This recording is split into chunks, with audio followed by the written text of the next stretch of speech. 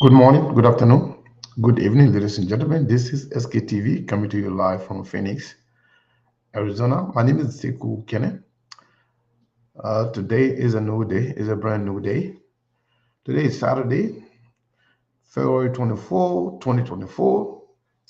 I want to say thank you to all of you for joining SKTV once again. I'm not fully well yet. I've not fully recovered, if you will. But yes, I'm okay. I feel good, and I want to say thank you to all of you who actually wish me speedy recovery. We want to take this time to say thank you to all of you for following SKTV. We want to encourage you to share the show. And today we have a lot to cover. Basically, we're going to start this conversation today about us, diaspora Liberians. What's the impact of diaspora Liberians in Liberia, on Liberia, in terms of politics, economy, or social? What is the impact of us? Are we making any impact? Could we do better when we are united? So let's start this. Let's do this. It is very important. So share the show first, and then we will begin the conversation in a minute. Cheme Musa Bilete is supposed to be here, but it seems like he's going through some stuff. If he shows up, definitely we will have him. If not, we'll continue with the show under a topic: what's the impact of diaspora Liberians? I want to say thank you to all of you for following SKTV. Let's enjoy the song while we share the show. Please share the show, everybody. No exception. Please share the show. Thank you all. There are things we can do. We bring in good news and we give it to you. We talking about podcast and connecting people and culture from here and up out of the globe. What is our people who willing to sell? Blessing our time and our efforts are rest. The brothers giving us the end of promise from them. So welcome my life without again. I lyrical health. Master. Le pali suo me kanyo ake SKTV benyo. Se macheni tina ke ase manjamu. Enji sano muni emu aye yo. Enji lofa mui emu aye yo. SKTV the best in Liberia. SKTV the best in Africa. SKTV the best in Mama Liberia. Must hold by the lofa and grandfather. Ena dine ya tumale, ena salia ya tumale, ena konagli ya tumale, ena kodugwa ya tumale, ena dine ya tumale, ena salia ya tumale, ena konagli ya tumale, ena kodugwa ya tumale, ena napagiyari na ya tumale, esta tiki, ena napagiyari na, tosi wako ma ya tumale,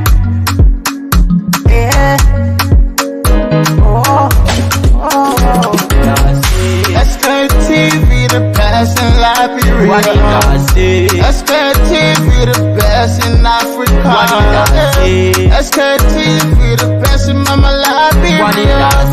Must hold by the lofa and grandfather. There are things we can do. We bring in good news and we give it to you. We talking about podcast and connecting people and culture from here and up out of the globe. What is our people who willing to sell? The flesh, our time and our efforts are rest. The broadcast we giving are real and I promise my best. To work with my life without fear.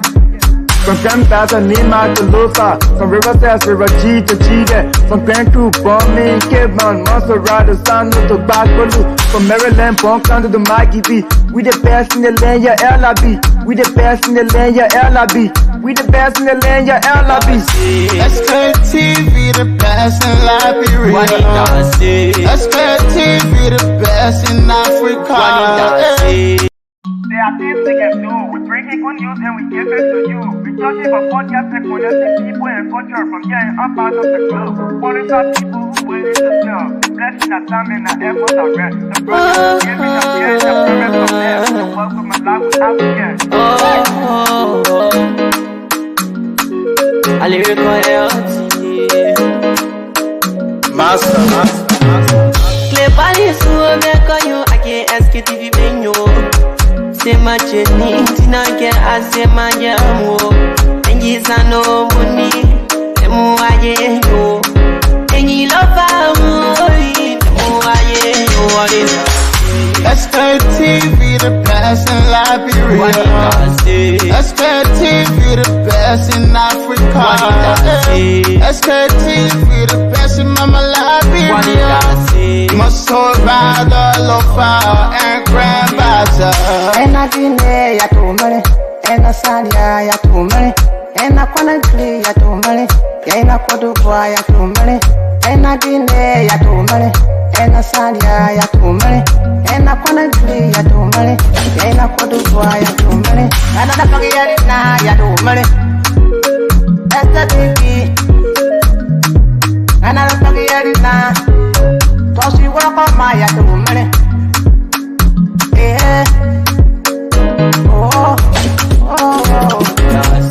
SKTV the best in Liberia. SKTV the best in Africa. SKTV the best in Mama Liberia. Must hold by the lofa and grandbaza. There are things we can do. We bring in good news and we give it to you. We talking about podcast and connecting people and culture from here and out of the globe. Qualified people who waiting to serve. The flesh, the time, and the efforts are rare. The broadcast we giving a real and the promise my best. To work with my life without fear. From Grandfather Nima to Lufa, from River Sass, River G to Chide, from Penku, Bombay, Cape Mount, Montserrat, San to Bacalu, from Maryland, Bonk to the Mikey B. We the best in the land, yeah, LIB. We the best in the land, yeah, LIB. We the best in the land, yeah, LIB. SKTV the best in Liberia. SKTV the best in Africa. There are things we can do. We bring in good news and we give it to you. We talking about podcast and connecting people and culture from here and up out of the globe. Qualified people who waiting to serve. The blessing, the time, and the efforts are rare. The brothers giving up here and the promise from there. To work with my life without fear. A lyrical healthy. Master. Play body so make you I can't ask it if you been you. Say my chenny, tina get I say my yamu. And yes I know money, emu aye yo. And you love amoy, emu aye yo. What is that?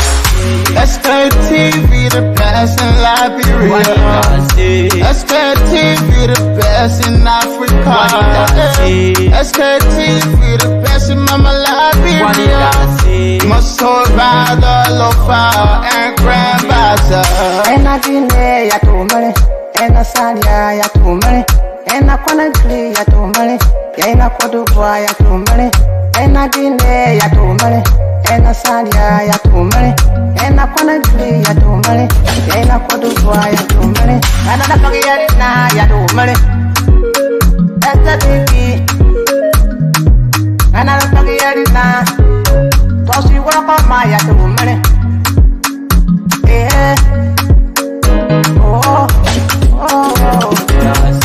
SKTV the best in Liberia. SKTV the best in Africa. SKTV the best in Mama Liberia. Must hold by the lofa and grandbaza. There are things we can do. We bring in good news and we give it to you. We talking about podcast and connecting people and culture from here and out of the globe. Qualified people who waiting to serve. The flesh, the time, and the efforts are rare. The broadcast we giving a real and the promise my best. To work with my life without fear. From Grandfather Nima to Lufa, from River Sass, River G to Chide, from Penku, Bombay, Cape Mount, Montserrat, San to Bacalu, from Maryland, Bonk to the Mikey B. We the best in the land, yeah, LIB. We the best in the land, yeah, LIB. We the best in the land, yeah, LIB. SKTV the best in Liberia. SKTV the best in Africa. There are things we can do. We bring in good news and we give it to you. We talking about podcast and connecting people and culture from here and up out of the globe. Qualified people who waiting to sell. The blessing that time and the effort are rest. The project is giving us here the promise of them. The work with my life with African. I lyrical healthy. Master. Play Paris, who make you, I can't ask it if you been you. Say my chenny, Tina can ask my yamu. And yes, I know money, the more I know. And you love our money, the more I know what is that. SKTV the best in Liberia. SKTV the best in Africa. SKTV the best in Mama Liberia. Must hold by the lofa and grandbaza.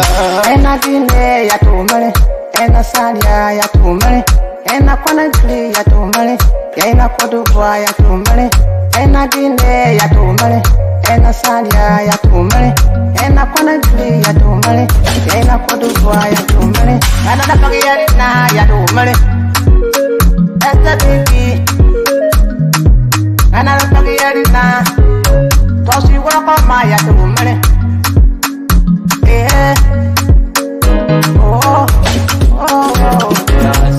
SKTV the best in Liberia. SKTV the best in Africa. SKTV the best in Mama Liberia. Must hold by the lofa and grandbaza. There are things we can do. We bring in good news and we give it to you. We talking about podcast and connecting people and culture from here and up out of the globe. Qualified people who waiting to sell. The blessing that time and the efforts are rest. The broadcast we giving a real and the promise my best. To work with my life with us, yeah. From Grandfather Nima to Lufa, from Riverside, River G to Chide, from Grand Crew, Bombing, Kidman, Monster. Johnson Melbourne Kula. How are you, sir? Yes, indeed. Thank you, Seku. I'm great. Thank God for life. And I don't know about you, but like the way I'm hearing you now, that speak that at least when you come to your health, you are much better. Am I correct? Yeah, you are right. I'm doing much better. Yeah, my voice is opening, I and like that. we are recovering little by little. Okay. You know, Yep. signal the way you can come, and not how you can go. You can come with force, where you can go small. I know. It Somebody can just attack you, but then the way you if can go, you, yeah, if you can stand the fight, then it will go away. So Melbourne, today we are going to be discussing Liberia as a whole, but with a focus on diaspora Liberians. What is the impact of diaspora Liberians? If you look at Liberians in the diaspora holistically, Liberians are very impactful in that country. But I think some of the sacrifices and happenings from our end here has been some of them have been very underrated. People don't actually see it. They can feel it, but they can see it. If you look at it, if you look at the impact of Liberians in the diaspora, you look at the contributions from Liberians in the diaspora, not only in the United States, but diaspora as a whole. Can you believe Liberians send in over $300 million a year? $300 million. More than half of the Liberian government's budget. And almost every family in Liberia, by extension, benefit from diaspora Liberians. But yet, when it comes to decision making, some people have problem with Liberians in the diaspora saying something or doing something about, you know, our country. We have other stuff to talk about. We have other information, some breaking news to give out to our people today. But it seems like people are not sharing the show, Melbourne. When I turn Yeah, there on the were our show, coming because yeah, when I turn on the show, Friday and today is yeah, Saturday. I thought while we playing the song, I thought some people are going to be sharing the show so we can have Yes, so that. a lot of opportunity in here, but it seems like that's not the case. But like maybe we always say, howbeit, we are here. We'll always be here. And maybe what's going on in Liberia? Thank you, Seku, and let me say thanks to all of our viewers and that our listeners out there also from Maryland. You know, not too long we were doing our own test broadcast to find out as to how well the people are receiving our signal out there, and that proved, or in fact, proved beyond reasonable doubt that in fact we are covering almost the entire country. So, thanks to all of you. Wow, Yes. congratulations. Yeah, yeah, indeed. So thanks to all of you there. What are in Maryland County? What are you in Lofa County? I want to say good evening to all of you. Thank you so much for following Truth FM all of the time. Yeah, so indeed, Seku, today is Saturday, as usual, you know. By this time, sometimes there's no major happening, sometimes because of the weekend, sometimes people go for political or maybe break or so on. But how be it, today is ECOWAS. I think the ECOWAS, that is the economic community of West Africa, having to be with the the West African countries that are comprised with Liberia also involved. Today they are having a summit, and there were a lot of talk about Liberia not being represented. I don't know, but we still yet to see a release coming from the government. But albeit there are a lot of Liberians that also been curious to know as to how come Liberia has not been represented or Liberia is not there, if possible, according to the information that we're gathering. So these are some of the news that are coming up from some of the community, especially from right here in Liberia. Some Liberians are asking because today is a summit. Today is the 24th of February, and there are a lot of African states, especially West African states that are represented. But Liberia is not part of that. How come? What going on? What happening? So Liberians want to know as to what happened. If it's true, if not, then let the government come out to give us some of the information as to what went wrong or what is true, what happened. So apart from that, there are other news that have been hearing around about some people that are suspended. Howbeit, we are still investigating, even though sometimes some of the social media news, when it comes out, sometimes we are a little bit skeptical as to how to go about with some of the information. Because, mind you, we in a new government, and the people don't want to see that new government being in of quick to implore, quick to dismiss. So we are still investigating as to who was suspended and for what reason. So indeed, we are still investigating that information. But howbeit, we are good back home. Liberia are moving about freely, doing a normal businesses, and people are still hoping as to what the future will bring. Because, mind you, Liberian voted on the rescue mission because they feel that, in fact, their life going to be better after the regime of the CDC or the Hope for Change, and they voted for the rescue mission. So there are a lot of hope and expectation in the rescue mission. So Liberians are hoping for their life to be better.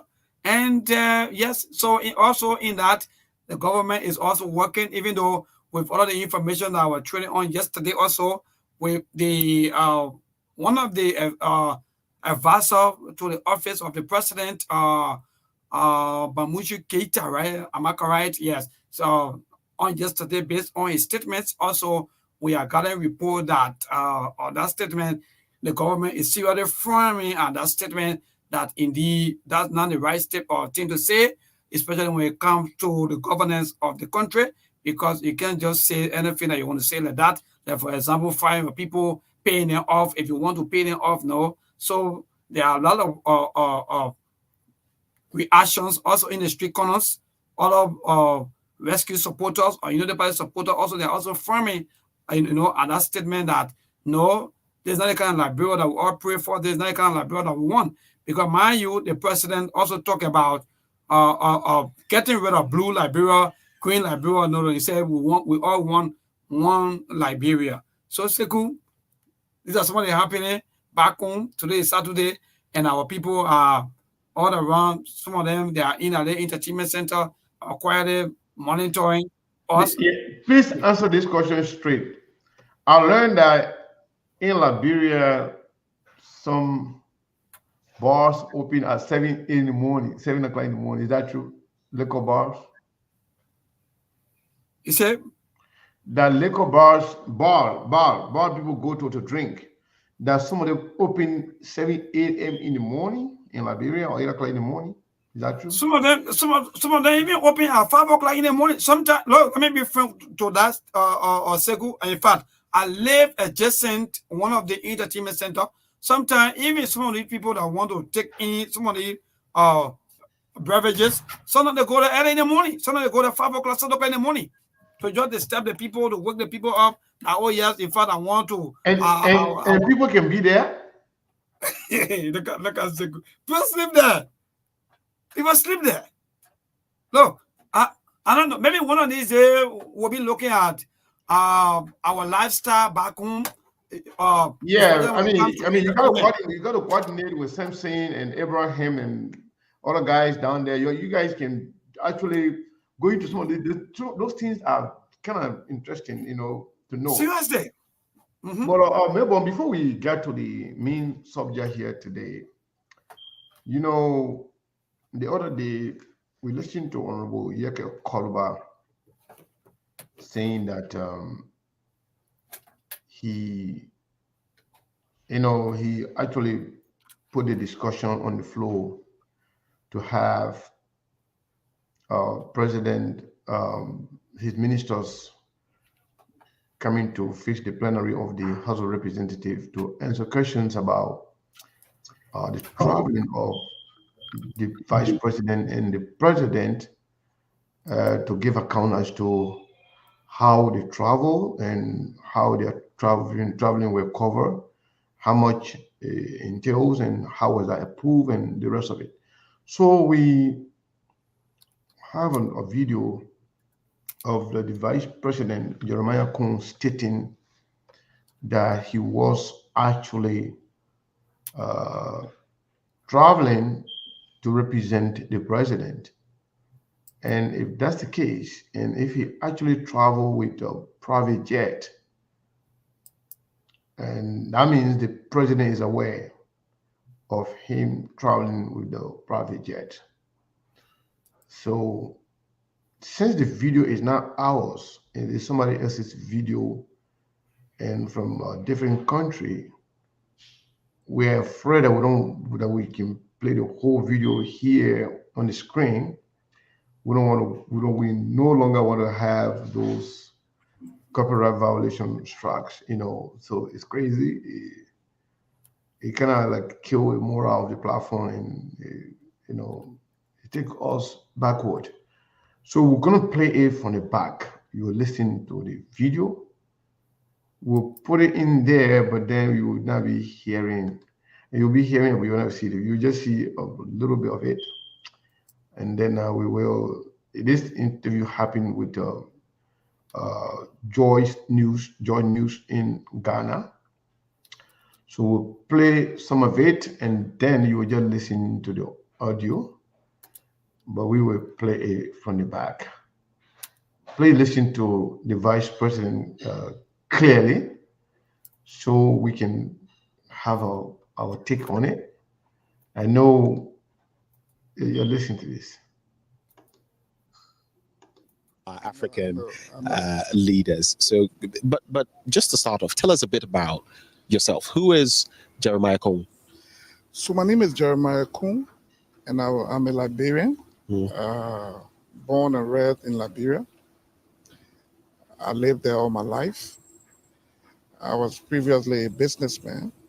Okay. And so later went to politics I became representative in 2011. I got elected and took seat in 2012. When you say you're representative in the legislative body, in the right? legislature. In Liberia, we have two chambers, the House of Rep and the House of Senate. Right. But together is the legislature. Okay. So I got elected to the House of Representatives in 2011. I took seat in January 2012. And I retained my seat in 2017. I went for re-elections and I won my seat in 2017. And by 2020, I was asked by my constituents to run for the Senate, which is this time is the whole county. It's not just the district. And I contested in 2020 and I won the elections. And by 2023, I was contacted to be vice president to His Excellency Ambassador Joseph Yuma Boakai, President of the Republic of Liberia. And we ran a successful campaign. And today I'm the vice president to His Excellency Ambassador Boakai. And that's interesting. I mean, who knows what next step could be there for you, because Joseph Boakai has himself been vice president before. And Ellen Johnson Sirleaf, he was vice president, tried, lost to Weah, and now he's actually won. So that's a pretty interesting journey. What does it mean to you, this position you occupy? Before we get to the other stories and why Mr. Addison is here, what does it mean to you? For me, it's a space to work more. It's a space to do more for your people. And so it's challenging as a young person. Right. Your life is almost in a cave where you leave your house in the morning in the car, you go to work, and you got a lot of people following you and security people and everything. There's nothing private anymore. And so it's challenging, but I'm grateful, and we are praying that God guide us to do the right thing for our country and see how we can improve the lives of our people. So this is a, 6-year term? This is a 6-year term. 6-year term. Yeah. So this is 2024 till 2029. If they 2029, by 2030, you'll be handing over. Yeah. All right. We'll come back to some of those, but I'd like us to throw the spotlight on a very interesting story about human beings and why we should be human to one another. And that also explains why you are in Ghana, right? Hey, you have an hour this week, right? No. I can teach you how to play 100 songs on piano in an hour. Actually, they want an hour video, so they carry out commercial here and there.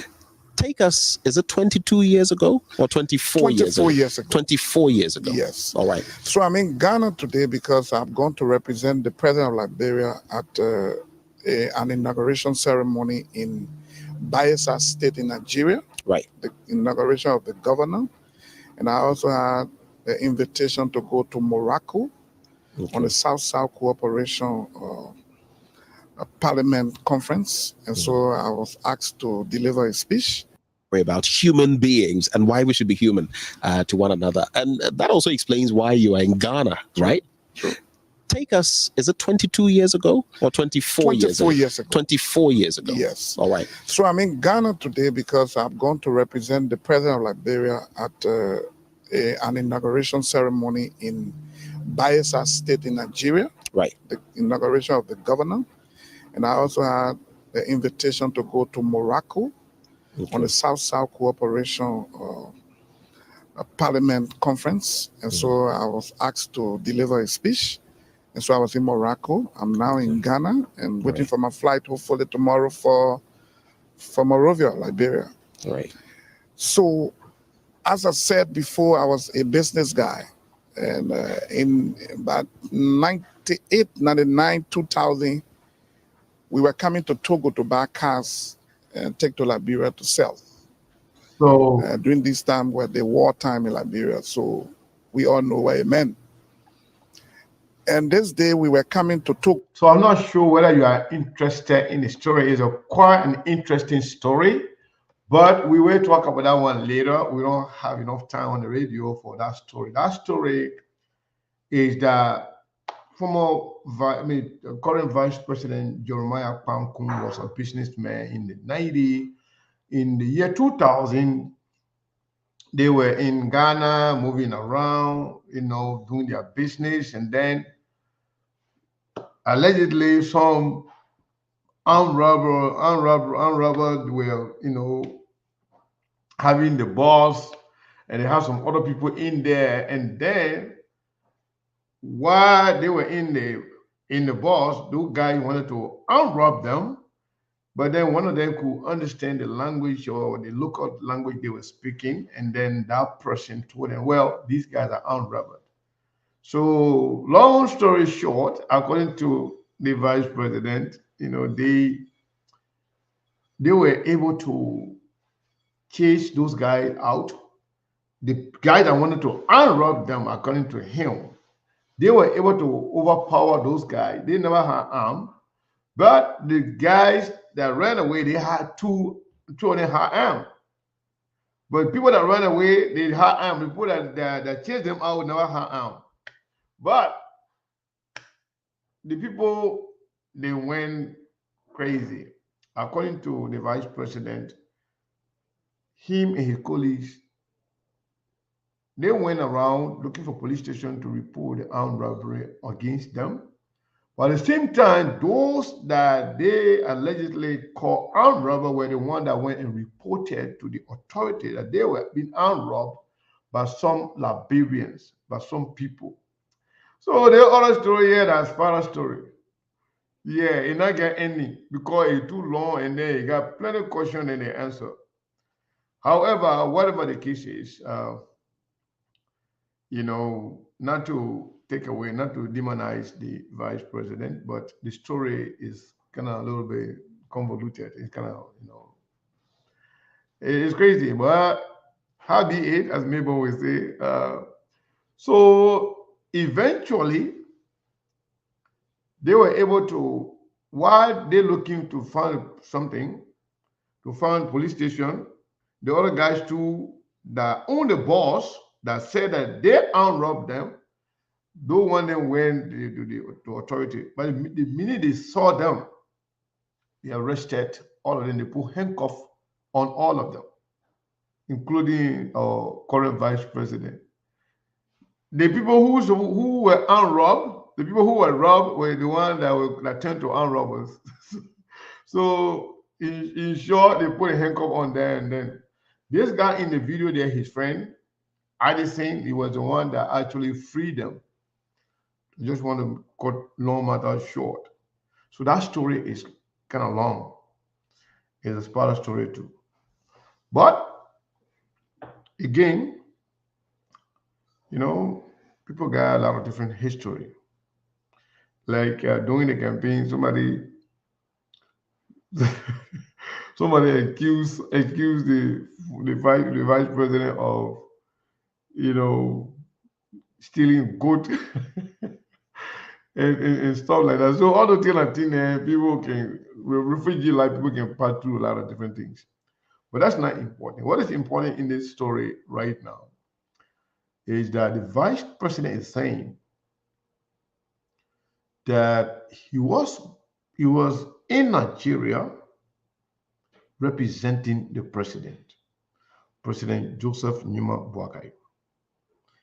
And he said the president was supposed to give a speech to attend the inauguration of one governor in the state that he just called in Nigeria.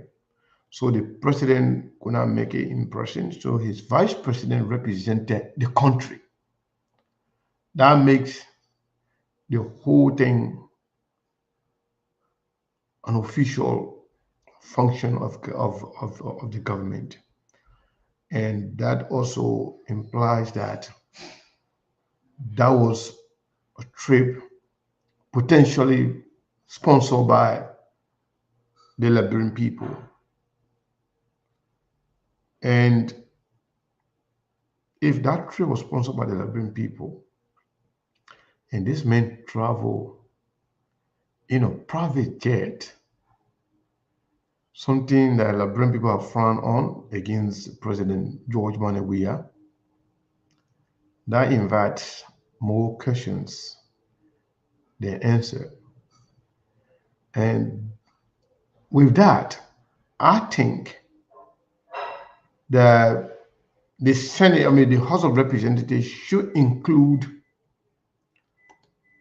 in their invite, should include Vice President Jeremiah Kun to go and answer questions about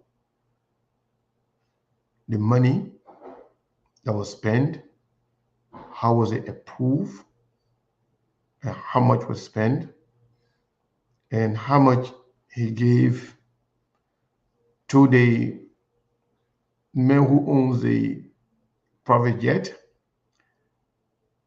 And at the same time,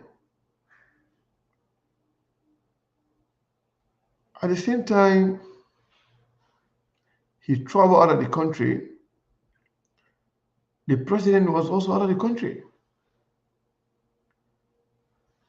on different mission. And it seems like the president was also in a private flight. So simultaneously, the president and the vice president traveled out of Liberia on private jets. Whether it was sponsored by somebody else or was paid for by somebody else,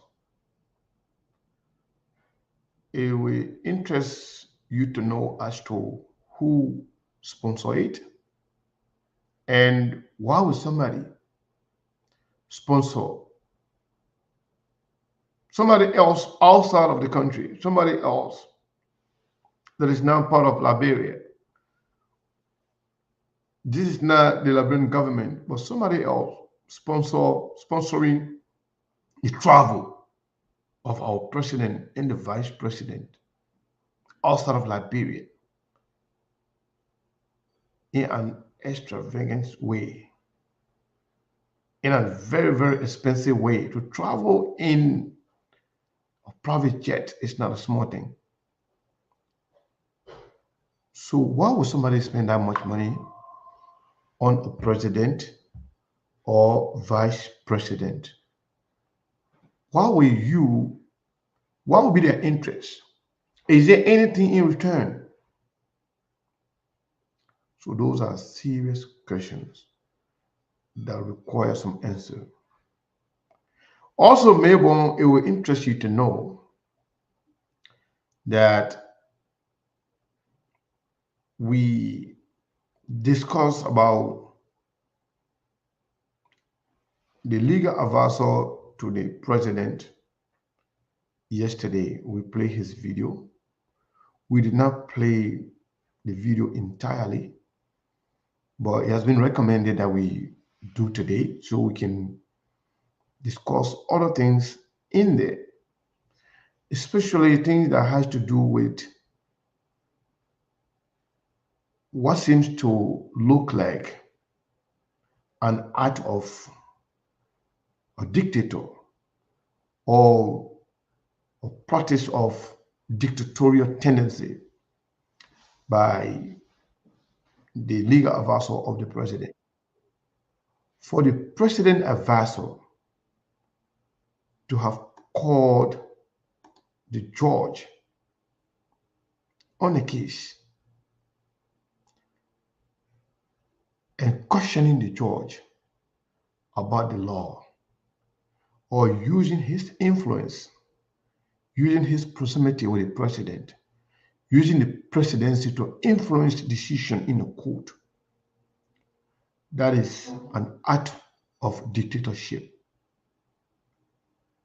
which is very much unfortunate. And to our utmost surprise, right after the show yesterday, other platforms also highlighted the same. Yes, and they carry the same story. They carry the same story. So the government, the president, listened to this platform and to other platforms. He actually asked them, Let me give you the whole story. He actually asked them to go and withdraw all those names that were announced for the tenure position. But then what happened? Some people that are very close to the president, they said, you have announced and withdraw, you have appointed and withdraw and reappointed several other positions lately. So it will become somehow, it will look bad. It will be a very bad PR for you to just withdraw it now. It seems like we don't know what we're doing. So what you can do,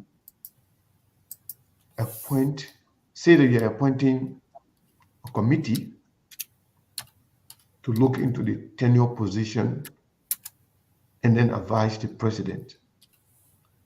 Did you see that communicate on the website, on the executive mansion website? Mm-hmm. That was after listening to SKTV on other platforms. Yes, indeed. Criticizing the president, criticizing his legal advisor for their infringement on the Constitution of Liberia. Mm. And I think somebody being a listener is good. I'll give that to Joseph Nyimabuagai. Perhaps he doesn't know what's going on. Perhaps he was being misled by some of his able lieutenants. But if they actually, make him to listen to these shows and other platforms, and then he decided to change to do the right thing, that is not a bad thing. I must commend him. But what is bad? You don't have to fake anything. Just say it was an oversight. Withdraw those names. Allow people to, complete their tenure as protected by the Constitution and the art that created them, so that people can trust you. Say, well, the president is a listener. People, they may say something, they may appoint their appointment because of the outcry of the Liberian people, they may change his mind. That's not a bad thing. Being a listener is a good thing. It's not a defeat. Good leaders listen. Those sycophants should not be the one to actually direct, to control your action. President Monk, welcome, my brother. What's up, Sekou and Melbourne, and what's up to the rest of the listening audience from the US across the world? What's up where you find yourself? Another day to be on SKTV, another day to have access to credible, balanced and reliable information. Actually, two stories piqued my attention today. The Cornelia Crow story was one of those. And yesterday, I was just reviewing the code of conduct, because if you follow the Edmund Glasgow case, we keep telling people every day, come to SKTV, come here with an open mind, don't put on your partisan hat. And everything we talk here, it benefits everybody. It's void of politics. And Sekou just said it. Joseph Boakai doesn't have a clue as to what he's doing. We keep telling folks the idea of leadership of the presidency, it doesn't mean that you know everything. The idea of the presidency is you got people that will come up with ideas and you will make critical decisions in tough times. That's the idea of leadership. And even the DeLong of the war, even though he used another sort of word, he called it misstep, but I get that what he insinuated in the article that Joseph Boakai is kind of a clueless. The reason it raised a bad optics, most of the act that was created, it came as a result of Ellen Johnson Sirleaf administration, of which Joseph Boakai was number 2 in command. They were signed in the legislature, and Boakai was the president of the Senate. So, after 42 years in government, to come and make it kind of a rookie mistake, they are unacceptable. You can play defense all you want, but the reality is there. And the Cornelia Crow story, it just resuscitated the whole idea that Boakai is not in control. He's clueless, and it keeps showing day in and day out. He brought I don't know, they say he's a seasoned legal analyst, and he came and made a fool out of Joseph Bagayo, some Bushu Ben Keita. And the reason I mentioned the Eman Glasgow story because is that they're trying to shift the position from tenure position now to more of a political campaign involvement. Because I woke up that morning, I saw all their posts about Eman Glasgow from the how they call it, I know NAFA or whatsoever, and seeing her in CDC paraphernalia in t-shirt with a big red and posting. So they want to switch the argument now from the tenure because the tenure position is a losing position already. And Buju Ben Keita made a mocker of himself, and Joseph Baga called himself a legal expert. So they want to switch now to using the code of conduct. And so yesterday I spent some time reviewing. I mean, I read the code of conduct before, but just kind of a cherry picking some important section of it to highlight on the show. So those are the two stories that picked my attention waking up this morning from bed. So we'll see how we delve into that too as well. So what do you make of the fact that Vice President Jeremiah Kun is now publicly telling the Liberian people that he actually traveled to represent the president, and it's a known fact that he traveled in a private jet? What does that say? Well, it's because in the private jet, and that's the reason I think Yek and other guys in the House forward are complaining to the plenary to be investigated, because people believe that the president and the vice president leaving the country simultaneously and saying that they were going on a state visit. People say the president of Ghana was never in the country anyway. And the whole conflicting statement coming from the Minister of State or whatsoever concerning this president visit or the vice president visit, whether it was personal, whether it was state of finance. We will get to know more in the coming days when they appear before the plenary of the House for investigation, because this story is conflicting. It looks like even when it comes to the information, the new government is struggling. They are not consistent. One person here is saying one thing, another guy is yes undermining. I mean, technically contradicting what the other person is saying. So we'll get to know more in the coming days and weeks ahead. We still observing, but it's like they rescue train. You know, they say in government you want to hit the ground running from day one. Like this government hit the ground dead. That's all I can say from that, because everything is just this John. So Mabon, what's the people reaction in Liberia there when it comes to the start of this government? The way people, I mean, a lot of things going on. From one position, I mean, one appointment, and then a reappointment, and then a withdrawal, and then another appointment, and then now traveling in a private jet and all kinds of things going on. I mean, what's the reaction of the Liberian people there? I mean, what are they saying?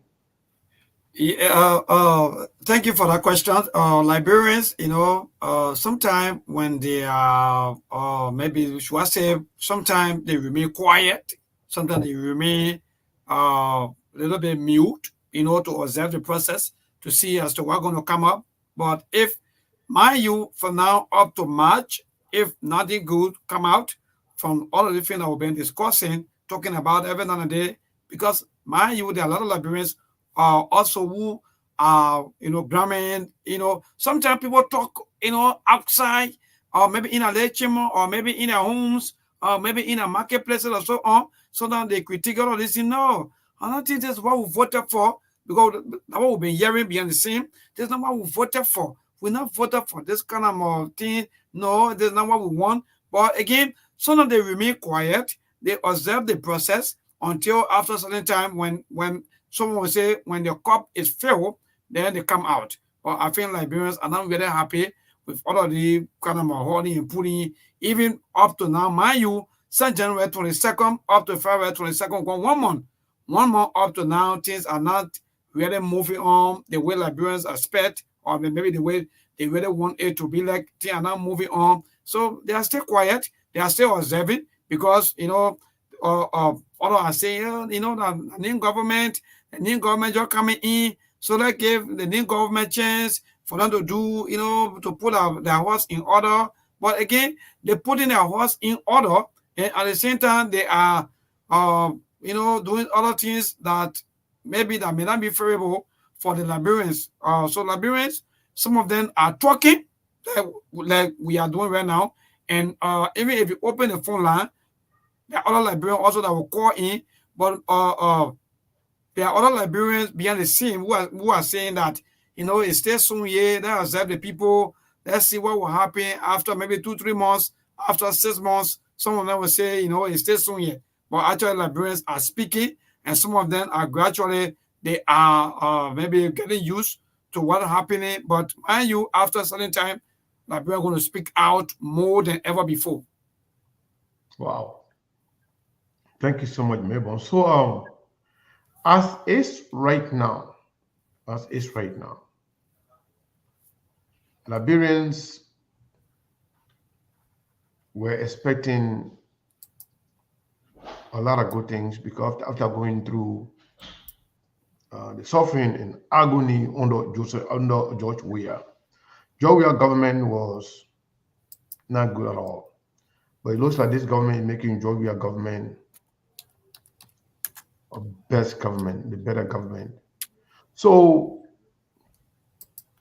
one of our reporters went out to the market, and we listened to some of the marketers talking about the price of rice going up. And the president's first appearance on camera after being elected, those were some of the important things that he mentioned. He said, rice price will go down and gas price will go down. What are you hearing? The lady said rice price went up. She said his rice price was 3,000. I don't know how much. I don't know the Liberian money right now, but she said the price was up. Is that something that you know about?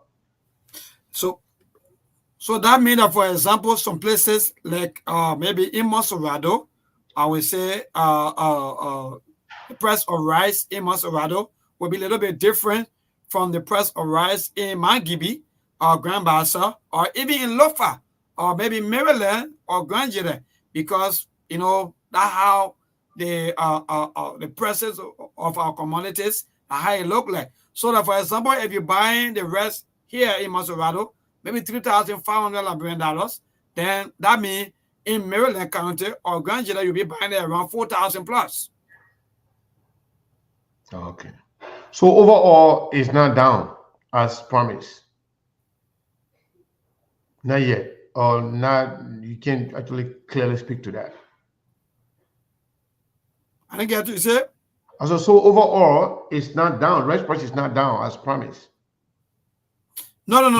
It's not down. Even though there were press release about, I don't know, 25 cents or what kind of cent. But let me be frank. When you look, you know what? We'll try to get to the Minister of Commerce to see if he can come on SKTV for us to have a conversation on all those things. Mm-hmm. Yeah, he's a friend and a brother, so we'll try to bring him on. Good. I think that would be good for us and the Liberian people, because, mind you, sometimes the U.S. rate, because there are other Liberians who sometimes they get their salaries in Liberian dollars. So and we are using two currency. So that, for example, if you say the rest is around maybe $14, $15, and when you go to the store, the store owner will tell you that the $15 USD for the rest. So when you carry Liberian dollars, the mail times on its own rate.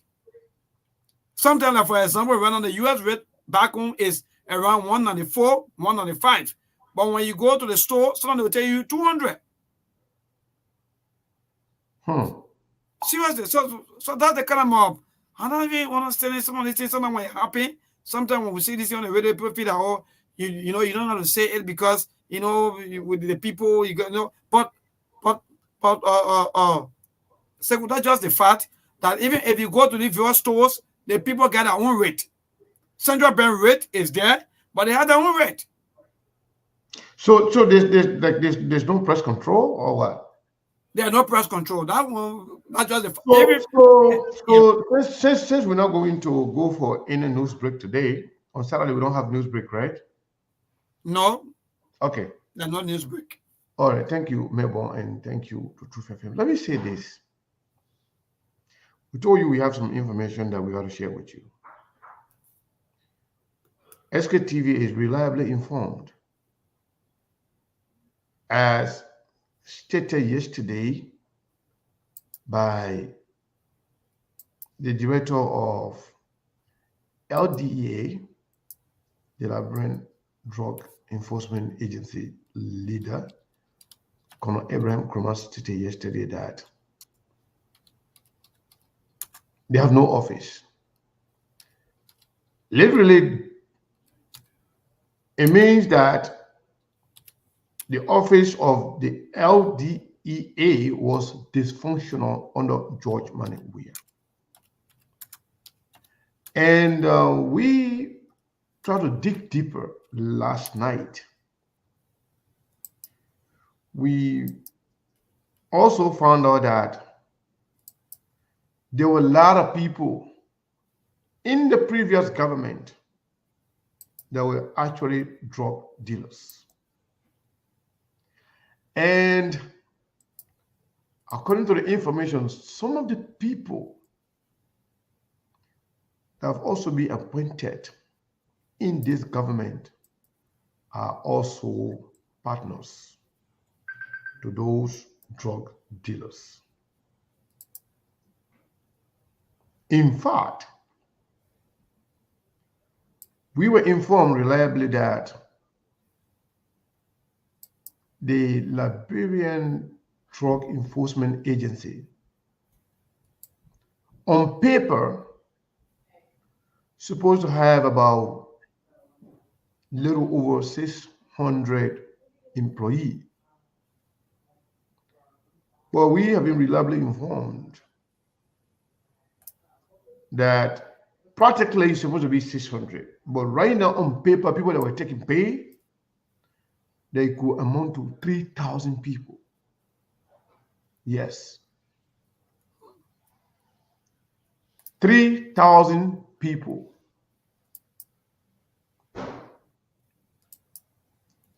You're listening to me, listen to me clearly. And likewise, other ministry and agencies in government.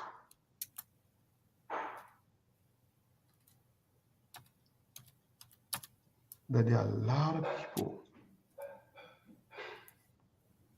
There are a lot of names. Do you remember, I don't know, Monk, if Monk remember when we told you here that it was reported that the guy who is appointed now to be Labor Minister, who was initially appointed to be Justice Minister, Councillor Kupokraw, it was reported that he had over 100 names, ghost names. They call it ghost names. People are on salary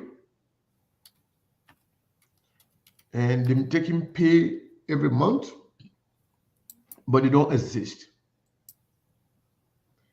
We were told that Kupokraw, under the Ministry of Post and Telecommunication, had over 100 names registered and on salary, and the least one of those people could get monthly was $300. They try to make it small, but it can come plenty. $300 alone down 100 people, that's $30,000 a month. Extra. Now,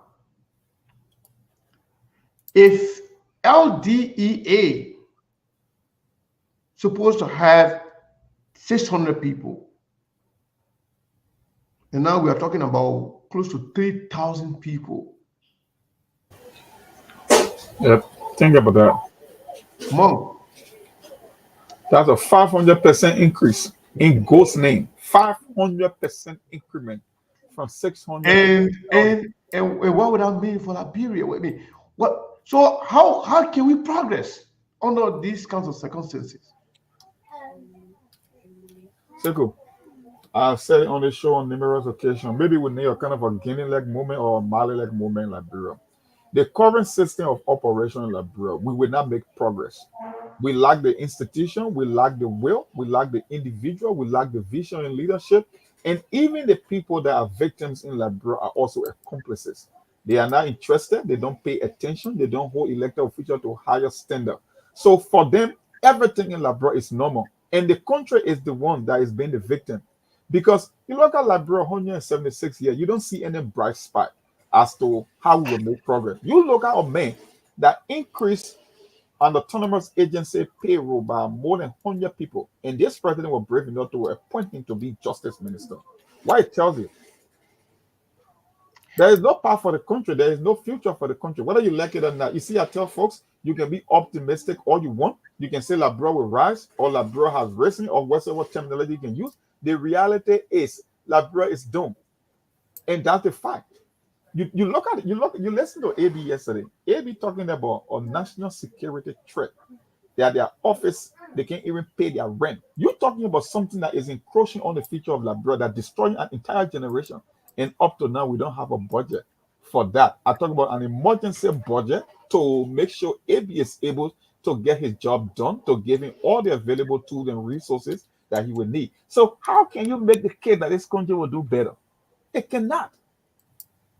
We are broken fundamentally as a country, so there is no bright spot. There is no way that Liberia can make any progress until we change the entire system. And the only way I see it, maybe a benevolent dictator or supervised administration for the United Nations or some other means. At the current moment, nothing is going to change in Liberia. It can only get worse. That's what you are witnessing. Maybe, you know, we have a lot of people wasted in the country, not working, no private sector jobs, and those who are working barely get their salary on time. If you want to have over 2,000 people, that's just one agency, not even ministry. You know, I remember under the same Unity Party government, when there was a transition at the Ministry of Finance, about 850 ghost names were discovered. 850 ghost names were discovered under Ellen Johnson's government when there was a transition from Gafwan to Amara Kone. Under this Unity Party government.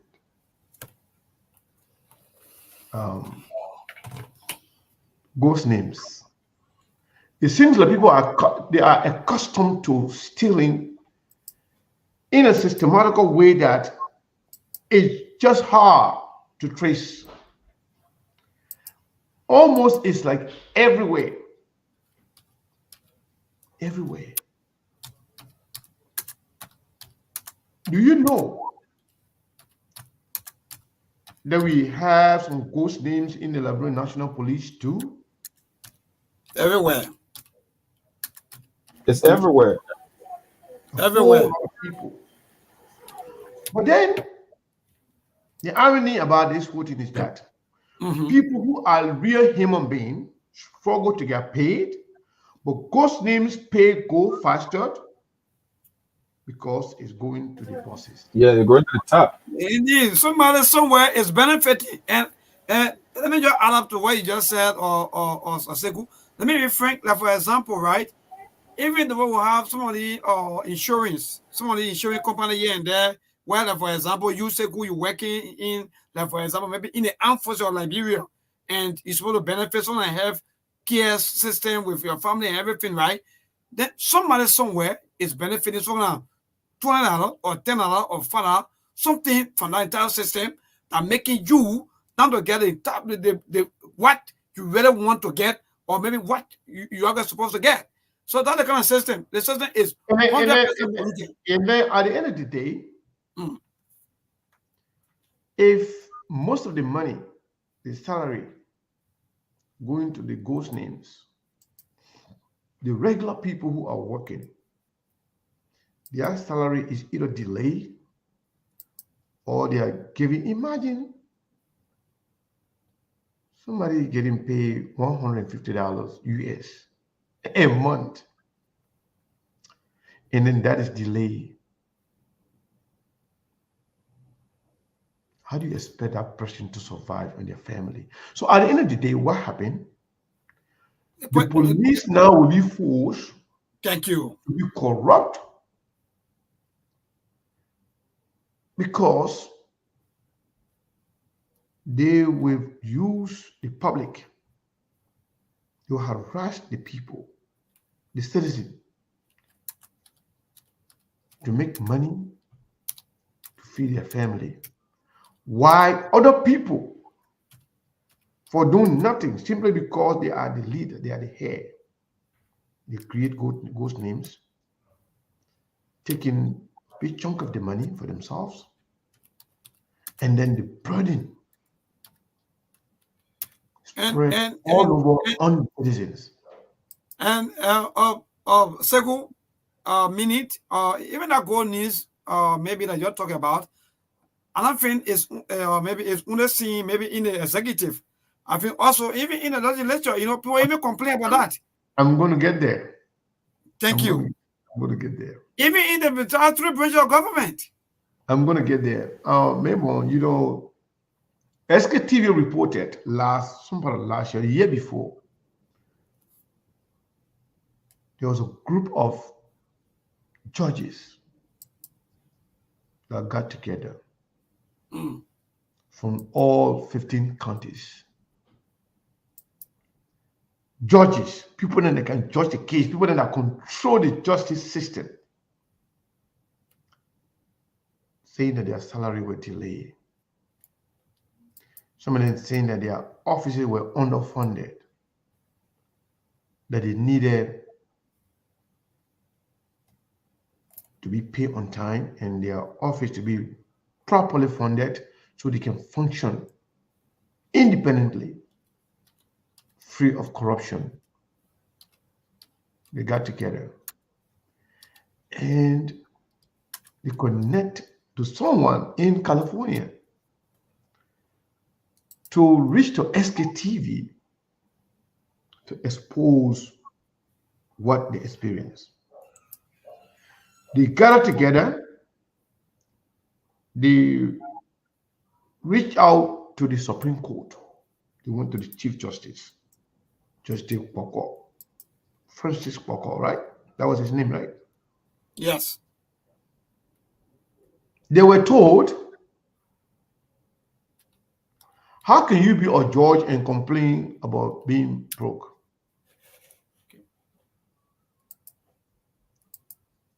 If you pay delay, you can pay yourself.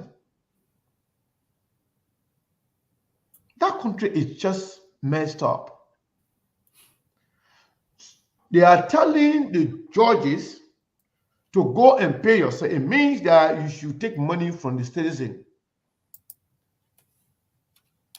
You should give the right to the highest bidder.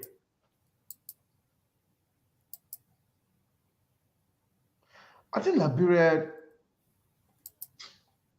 we need some serious. It's sad. I don't know, call it prayer, but or revival. I don't know what it is, but I think this is a very sad story. Indeed. That the entire country is so polluted. 100%. To the extent that no one to trust, nowhere to hold. If the legislature is corrupt, if the judiciary is corrupt, and if the executive is corrupt, then who can we look up to for a better country? That's why Liberia need a president, an actionable leader that we really care less about friendship, partisanship, tribe, county, or any kinds of solidarity, to put Liberia first. And that brings me to what this topic is about today: the impact of the Liberians, the impact of Liberians in the diaspora. We are the ones that are getting angry.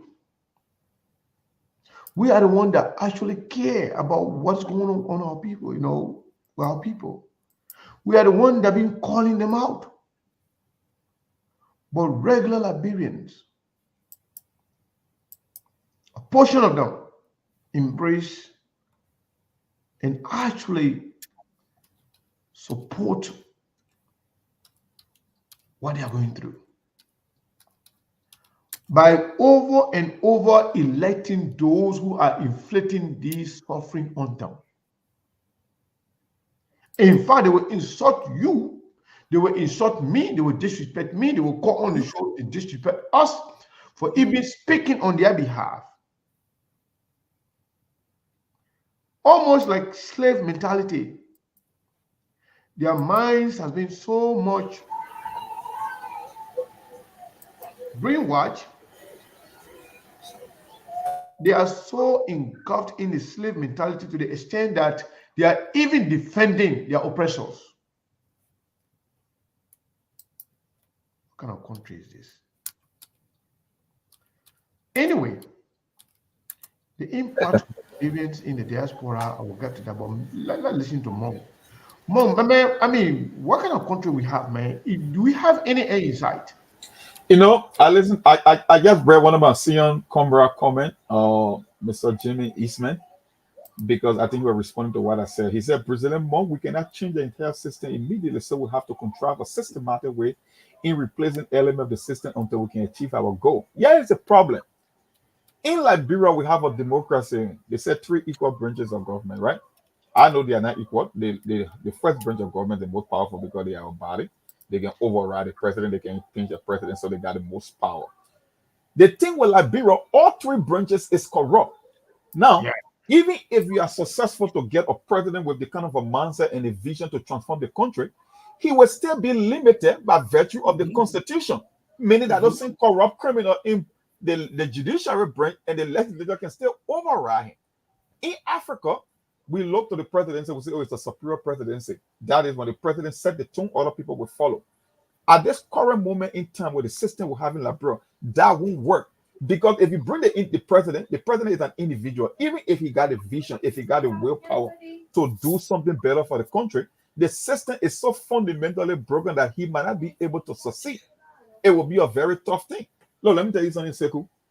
When the UN was founded after World War II, they created something they call the Trusteeship Council.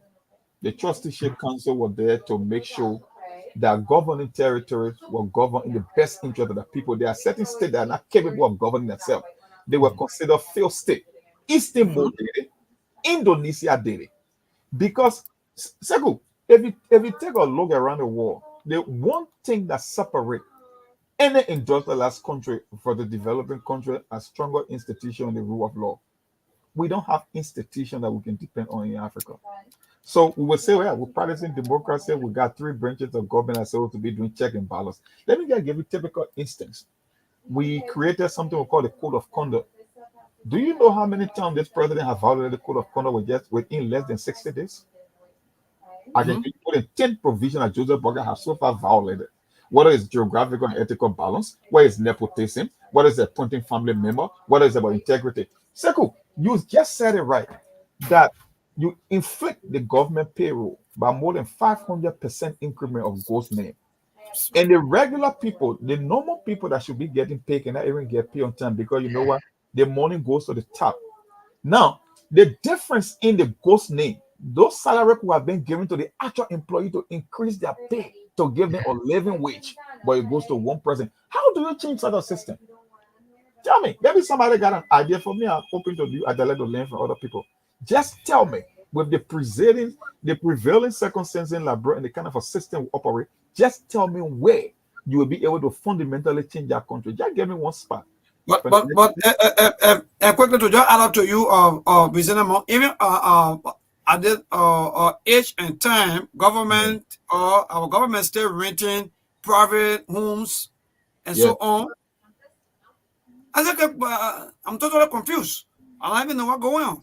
That's why I told AB yes. I said AB, the whole idea that Liberian should contribute towards the water core is laughable, because if this president is going to talk about drought in the country from all the major points of entry, that is a national security threat. He mentioned it in his State of the Nation address.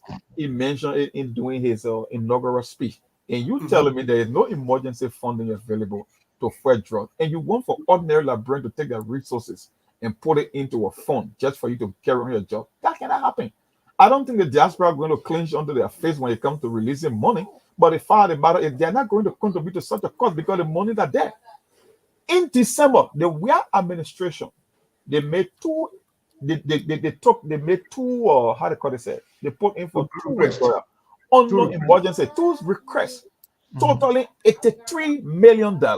And you want to tell me less than 60 days later that we don't have, that we still owing, we are in arrears to properties that the government uses or leases, and you got people that will be on the front line having no logistical support.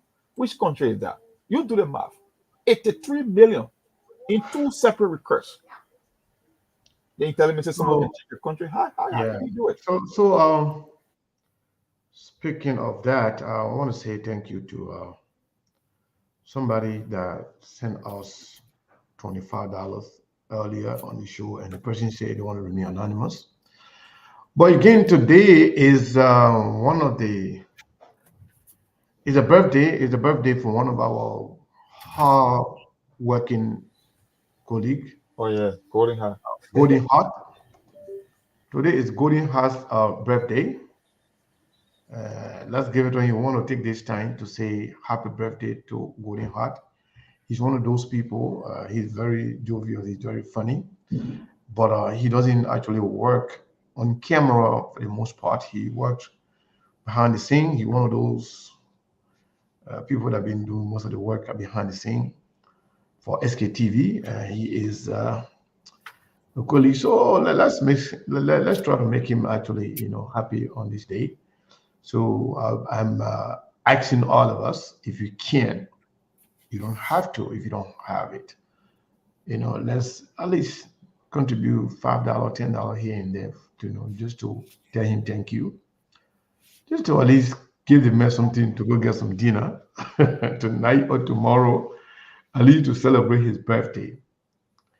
Golden Heart, I want to take this time to say thank you for what you do for SKTV. And I want to take this time to say happy birthday to you. We wish you long life. We wish you success. We wish you many, many happy returns. I want to say thank you to Golden Heart for, for what he do for SKTV. And I want to encourage our people at least, whether that $5 or that $10, whatever you get. You should also wish him happy birthday. We love that. Just to show him some sign of appreciation. Golden Heart, happy birthday to you from us at SKTV, from our friends, well-wishers and followers. We say happy birthday. So we wanted to do that, and now we go back to the conversation. So yeah, all of them, man, $5, $10, whatever you can get. Yeah, man, happy birthday, happy birthday. We'll take it. So let's celebrate Golden Heart's birthday. Yeah. There's people that can go behind the scene to do all the things for us. Yeah, I'm trying not easy though. SKTV is visible in Liberia. SKTV almost is. I mean, look at, for example, our page is updated, not daily, but hourly. Yep. On informations, we can use in Liberia. Yep. These guys are the ones that doing it. And for the most part, we have told them and they have listened to that. The news on SKTV are authentic. They are factually driven, void of prejudice or discrimination. Those who are doing it for us, we should recognize them. We should appreciate them. We are not asking for so much. Anything you get. Yes, you are those. They could tell them more. Whatever you get, we do these things for our people then to encourage them. So please make it rain on Golden Heart. Let it rain fall. Let it rain fall. Yeah, when you want to do your normal donation to SKTV, just you don't have to say anything. But if you giving it for the birthday, say for the birthday guy. Yeah, thank you. That way we'll know exactly, so we can separate that from, because some people promise to support our, a lot of different programs.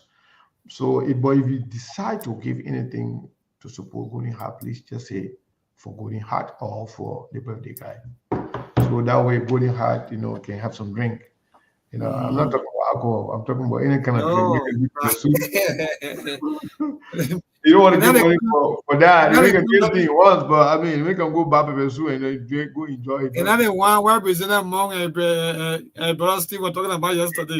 Hennessy, right? Another one we were talking about yesterday for sure. You're right. You got that one. Golden Heart, happy birthday, my Peking. Happy birthday. We love you. We appreciate everything you guys do. Today I was in our inbox there, in our group. I was recognizing a few people for being hardest working guys for SKTV for this week, now for the whole time, because everybody somehow work very hard. And then somebody else got into my inbox and reminded me, how they have been working, but because of the constraint of not having phone. Remember, last time we still wanted 3 phones, but that other one didn't go too well, but we stay working on trying to get, some phones from some of those people there who've been working, but they've never been actually effective because of the fact that, I think we get the first donation from, let me see, for Golden Heart. Let me see here what the person gave. Yeah, somebody gave $15. Okay. Yes, the person said for Golden Heart. $15 already for Golden Heart. For Golden Heart. Yeah, and then okay. The clock is ticking. You gotta do something for Golden Heart. We're getting there. So got the first one. And somebody also just gave $25. We got $15, we got $25, we already have $40. Shop. My man, all of y'all. Anything we read for Golden Eye, when you're gonna go and ask the man to take you out to Mammy. We're going to Mammy shop too. We're going to Mammy shop to now. Media people and not people, not just because you see the politicians. That's the thing that Sekou and President Mong. Look at last night. They got all Oxa. And who made them? We are the media. Yeah, but they don't care. They don't care about all of that. Yeah. People don't care about themselves. So let me make sure I read all the people that are actually coming through for Golden Heart. Okay, we got we got the $15, we got the $25. And there are 2 people so far. Those are all female. And $15 and $25. So with that one is safe. So let's see if anything else comes for Golden Heart. We'll talk about that. But President Monk, speaking of impart of Liberians in the diaspora, what can we do beyond advocacy to actually impart the politics of our country? What can we do? Well, There are so many theories out there concerning the diaspora and the impact they can have on the society. But I know no matter what you do, in the absence of any strong institution or the willpower to govern, it will still be a tough thing. Economically, the diaspora is doing more than what she can do. We are a major part of the economy, almost 1/3 of the entire budget. Like I said, the entire GDP is what the diaspora can commit on a yearly basis. I think I was doing some research. I think that most of the diaspora have sent in a single year. I think it was in 2011, or it was a UNDP report. I think $640 million. Can you imagine? I'm talking about businesses and individuals combined the money from overseas. That's a huge amount of money. But the question is, how do you turn that money into meaningful impact with the kind of a system that is operating like Liberia?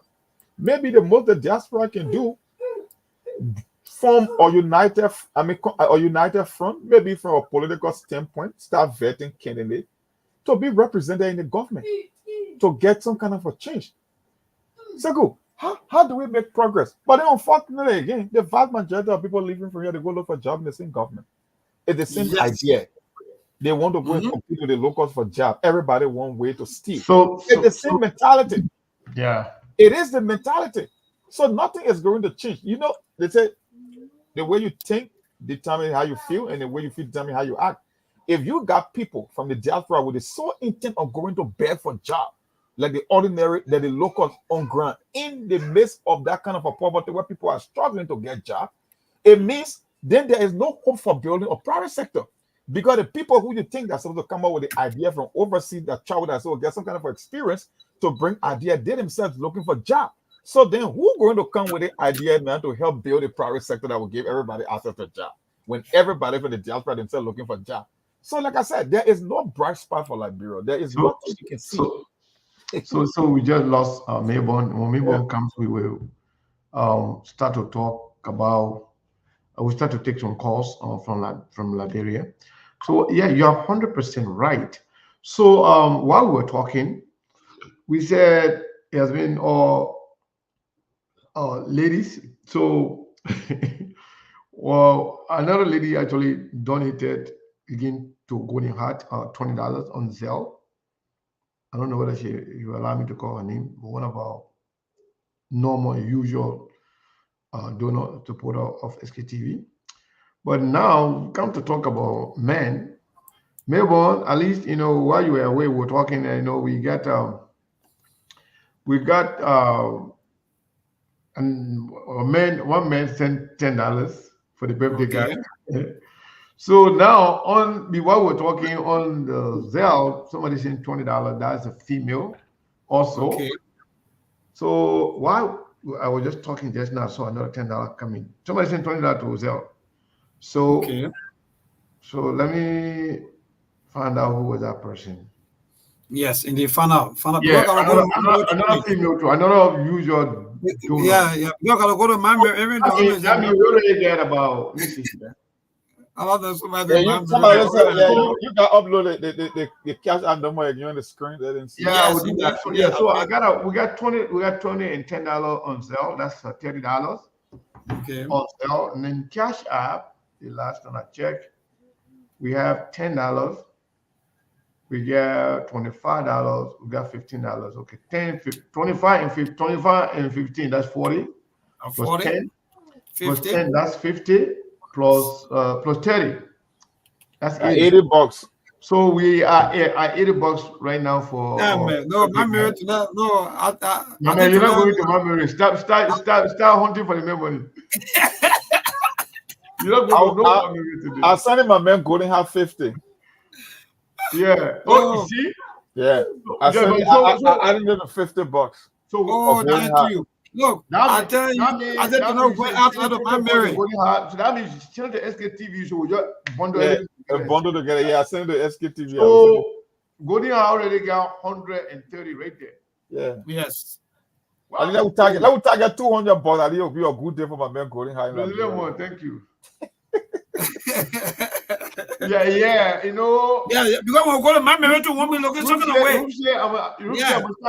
Rufus, I'm just calling people near. I'm start calling the money before me boy all the money before. Yeah, because we have done before. I can't wait. Go around Golden High. But you know, the thing about it, Samson is saying, Samson complaining that his birthday king, we didn't do the same thing for him. We've been doing that for everybody. Samson, just like sometimes something that can happen, you can get caught off guard. Yes. But even Melbourne here, everybody's birthday, when they come, we'll always do something for them. Something forget it. That one Samson forget it. We got you. Bonnie how will share something with you. We move. They said we move. Because Samson's birthday was just a few days ago, but we didn't do it. But I think we didn't do show that. When they say month? Yeah, I think it was on the 20th or the 21st. I'm not sure, but it was. Yeah, we got you, man. We got you. What's going on? Since you don't do the thing for me.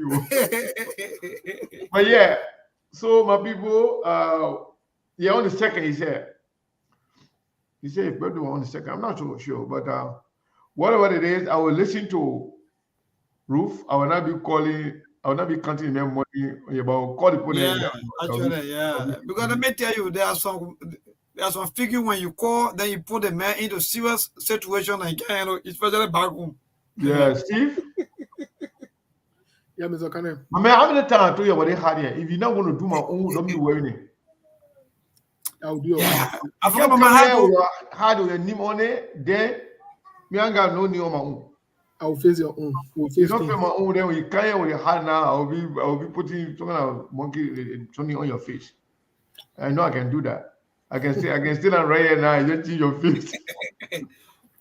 Somebody asked if I want to take my brother to my mirror. Don't worry.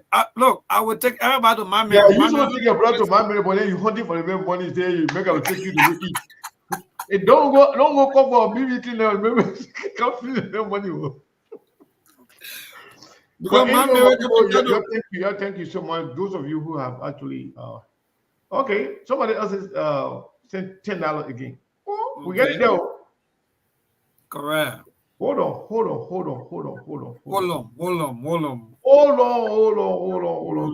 sent $50 and save for Maple.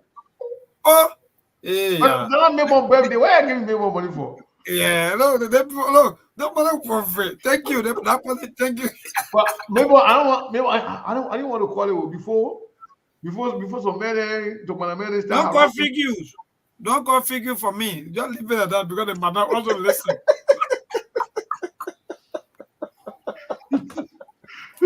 We want a corruption now. That one a corruption. How can you say we're not call figure? At least somebody need to say something for something that we never call a birthday. Actually, something deserve it to. Something the one that be carrying all the video there, all the interview in the marketplaces, something they want to be doing all of that one, to be honest. But actually, right. You know what? Yeah. For something, they will not be fair. I would say 50 for something.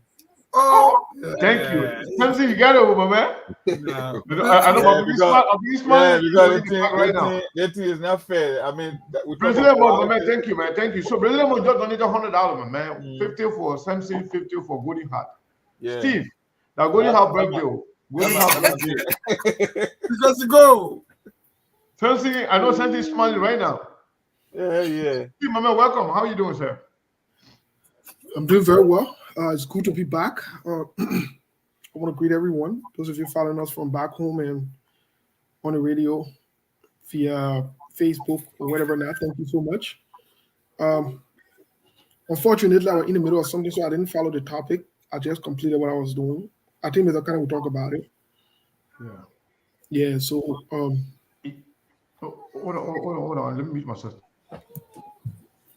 I couldn't follow the conversation. Real quick. Yeah, I couldn't follow the conversation, but I just told you guys. I know we never short of news when it comes to Liberia. The president will be on some kind of funny shenanigans or the rest of the leadership or the government because they have resorted into doing what is not right. So I know that for a fact. Monk, what's going on, my man? What's going on with y'all? I feel lost. Nothing. We just been discussing about the way forward for the country, the way things are going, the kind of a system that we run. Where are the bright spot? How do you change a system that is broken when all three branches of government and every major institution is fundamentally broken? We talk about people piling on the payroll, some of them more than 500%. You're talking about actual 600 employee, but they got ghosting up to 3,000 in a single bureau or at a single ministry or autonomous agency. How do you change the system? How do you change the system wherein the vast majority of the national budget goes to what payroll, and you got too many people that are not even real people, they are all ghosting. And our lawmakers are even in the same business, the executive branch is in the same business, up to the judiciary, judges complaining about not getting paid. So how can you do this thing? And we're talking something about the whole thing about Joseph Boaga lawyer as well when we started the show, how they were shifting from the issue of the tenure position to that of a political engagement of people in those strategic government positions where we talk about the code of conduct. And I said that the code of conduct have been violated more than 10 times by the very same Joseph Nima Boaga. So I don't know how you make the case that you can use it, because it's almost like a target, it's a witch hunt, whether it's the Edmund Glasgow, whether it's the money captain issue, it's happening everywhere. And what the lawyer said yesterday, it was not even anything professional for someone who claimed to be a seasoned lawyer that is advancing the head of state on legal affairs to be making a kind of a reckless statement. And Sekou even made mention that the president was thinking about withdrawing names, or maybe he had withdrawn some names, and it does not go well in terms of the optics for the new government, because people expect Boaga to be more seasoned. He's been in the game for almost more than 4 decades to be making any kind of a rookie mistake. That's what we're discussing before you. Thank you. Thank you, Mark. Let me say this first. Let me register this. You know, dealing with human being, it can change. The problem here is not the system, my brother. The problem here is the people that are comfortable with each other. Joseph Boaga is from the corrupt system. That's why the Dillon, the Yombly, and the other people were comfortable enough to support him. They will not support anybody that is not of the system, of their crew. This is a setup. This is a conspiracy against the Liberian people. And that's why, for me, I want to be on the record on it. I openly support anything that will get rid of any one of the other folks in government. They don't mean well. They're not ready. They will never be ready. They're accustomed to criminality. They're accustomed to stealing. They're a bunch of rogues. They're not serious-minded people. The only way that country will change, until you get rid of these people, until these people are sidelined, until these people leave government, you can pray all you want, nothing will change. And why they kept that woman that Ministry of Finance? You know why they kept that woman? Because she knows how to maneuver. And why they kept certain people in government in certain places? That's why they even did an election in a way that certain people will win. Because they're comfortable with each other. They know who they can move the money around. You get a Prince Boy there. You get what they got in, what the other one, Thomas Fala, you Jeremiah Kuhn, you think these things. Guys have shady character and alleged criminal records on them. You get the people in there. Imagine Joseph Nima Boaga. Just imagine Joseph Nima Boaga, who was vice president for 12 years, who co-signed on most of these deals. Can you imagine seeing Joseph Nima Boaga shamelessly and with dry face sending his age mate to come and can talk foolishness with confidence in public? When you tell me say something will change, nothing will change unless you get rid of the actors. As long as these actors are still and they are in power, nothing can change. Don't waste your time. But how do it's you not get about the system, my brother?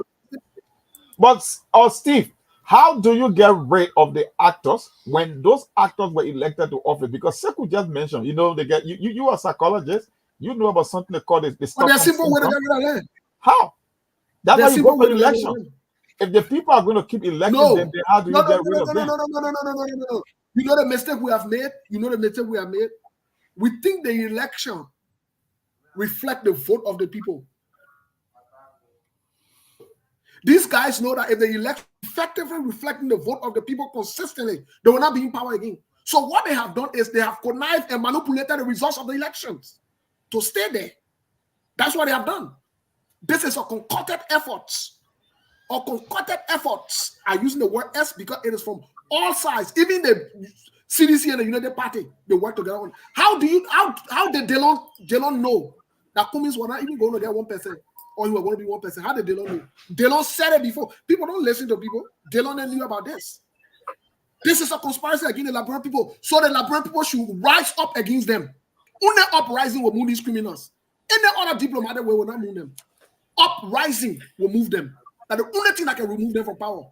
Again, uprising. That's the only thing that can remove them from power. Any other thing, they will manipulate. Don't waste your time, my brother. No democratic way the guys will be removed. If you go to ballot box, they will manipulate the ballot box. If you go to voting, they will manipulate the voting. They will do it in their favor. They will skew it. Only uprising can move these guys. Simple. There's no other way here again. And that's the case. And it's what Sekou brought up. Sekou made the case that, and we've been making the same case on the show, that because of the same result, the people in Liberia, the vast majority of them have accepted that they just normal, this is the way of life. Now, the people who oppose to this system mean the people in the diaspora, but equally so the people in the diaspora are not on the ground. So these guys have understood the fact that, you know what, the people who keep track of everything we do, our activities, they live outside the country. The people who are being affected could care less because they think there's a normal way of life. So that we can just have the party all we want. Then how do you change it? And you just said it. That's why I say either we get a benevolent dictator or we go to trusty shit. And you're talking about an uprising. You know, people will say, yeah, that's a very troublesome word to use in the case of Liberia. Yeah, but when you say uprising, yes, uprising is one way, but uprising without proper planning, without proper plan for the next leadership will give you the same result. I think through democratic means that is properly planned, wherein like minds, like-minded people with clear objective to change the direction of the country can wage a political war, get into the minds of the people. Do not just wait for time for election. Travel into the trenches everywhere when there's no election going on. The same way they were able to manipulate the people, to brainwash them, to corrupt their minds. The same way they did that, you can do the same thing. It wouldn't require time, money, and energy. And like we are doing right now. But it requires a collective and coordinated effort to make sure that you tell the people what's going on, tell them the truth, you show them they are right, make them to understand they are right, make them to understand what they are getting now, that's not what they deserved. That's the only way. But anyway, Steve came in. He didn't know where we were. We were in the conversation. Your take was very, very on point. But before you came in, I wanted to actually open the line in Liberia to take a few calls before we leave the radio. I don't know whether Mabel is ready to do that. And then we have one person, before Mabel take the call, one person donated twice. Two people do that now. Two people have done that.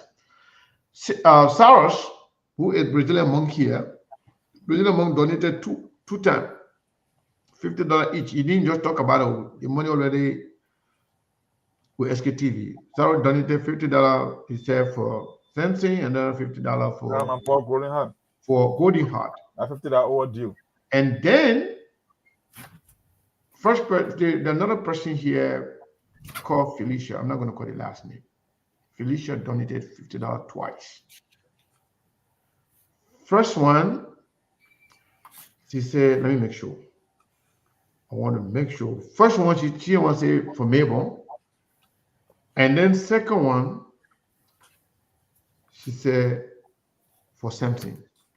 So Samson, you didn't make it your birthday, but you made it today. Yeah, you didn't make on your birthday. God, you know, we could see love in your face, but you didn't make it. But today you made it. You ride on golden hardback. Now you know you riding on golden hardback, and then you made it through. Maybe go ahead. Oh, the person the person is saying a lot of different things. Please without person comment because I want to be here. They say for maybe one way for you. You see that person, that troublesome girl. Yeah. She follow you. She follow trouble. She can cause problem. You look at what she do right now. Me, I even see the money, and she stay for a Mabel wife. Mabel wife now working. The country, Damina, I know Damina. I know. That's the partner. Thank you. That lady, thank you. Do that, you know, show. Oh, thank you so much, madam. Thank you. SKTV family too. Thank God that the madam listening because the madam really follow this. Madam listening? Yeah. Oh, hey. Let me finish point trouble. No, maybe one point in saying so we'll get talking about corruption, and he said we should announce the monthly and madam can no. So maybe that so the madam said no that you can't be corrupt. But anyway, maybe I'll take the cost. All right. So 077-833-9682. That's the number to call again. 077-833-9682 for those of you who are calling in and yes. So to the first call, hello. Yeah, good evening. Go ahead, Chief, your name and from where you join us. Good. Yeah, thank you very much for the fascinating discussion. One thing as a judge used to tell us during the campaign was, if you don't want judge here, you must vote Kumi. But we did not listen to that. Today, we are learning the hard way. Let me tell you, Joseph Walker and his guy are not going to bring nothing change in this particular country. Senator power, everything has deteriorated. You know, Lana Alice is a big command. Every command, the payroll that he's talking about, trust him, my brother, he's going to choke for that payroll that he's talking about. These are people that serve in any government. They perform testimony. Even the fighting of drugs, there's a new drug that being introducing of people called Stack and Down. You know, it happened right after every command and the other guys were confirmed, you know, as a drug enforcement officer. So they're not going to change anything. They want to black people. Zogo has been floating all over the internet. We can't sleep. All right. 077-833-9682 in the night. We can't sleep. Zogo has stayed around according to the caller, to this caller. Good evening. Yeah, good evening. Yeah, my brother, go ahead quickly. Your name and from where you join us.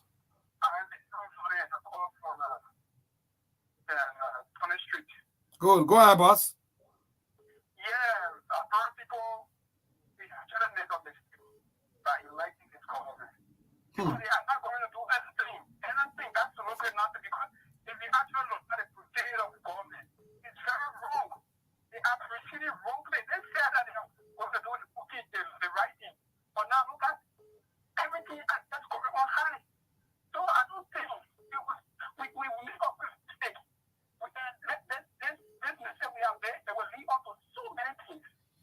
All right. All right. We make a mistake, and that mistake will lead us into so many things. Into this caller. Good evening. Hello. Hello. Yeah, go ahead, Chief. Your name and from where you join us. Yeah, I'm Secretary General of the UP Election Response Bureau. Good. I'm calling for post-election number 4. Go ahead, boss.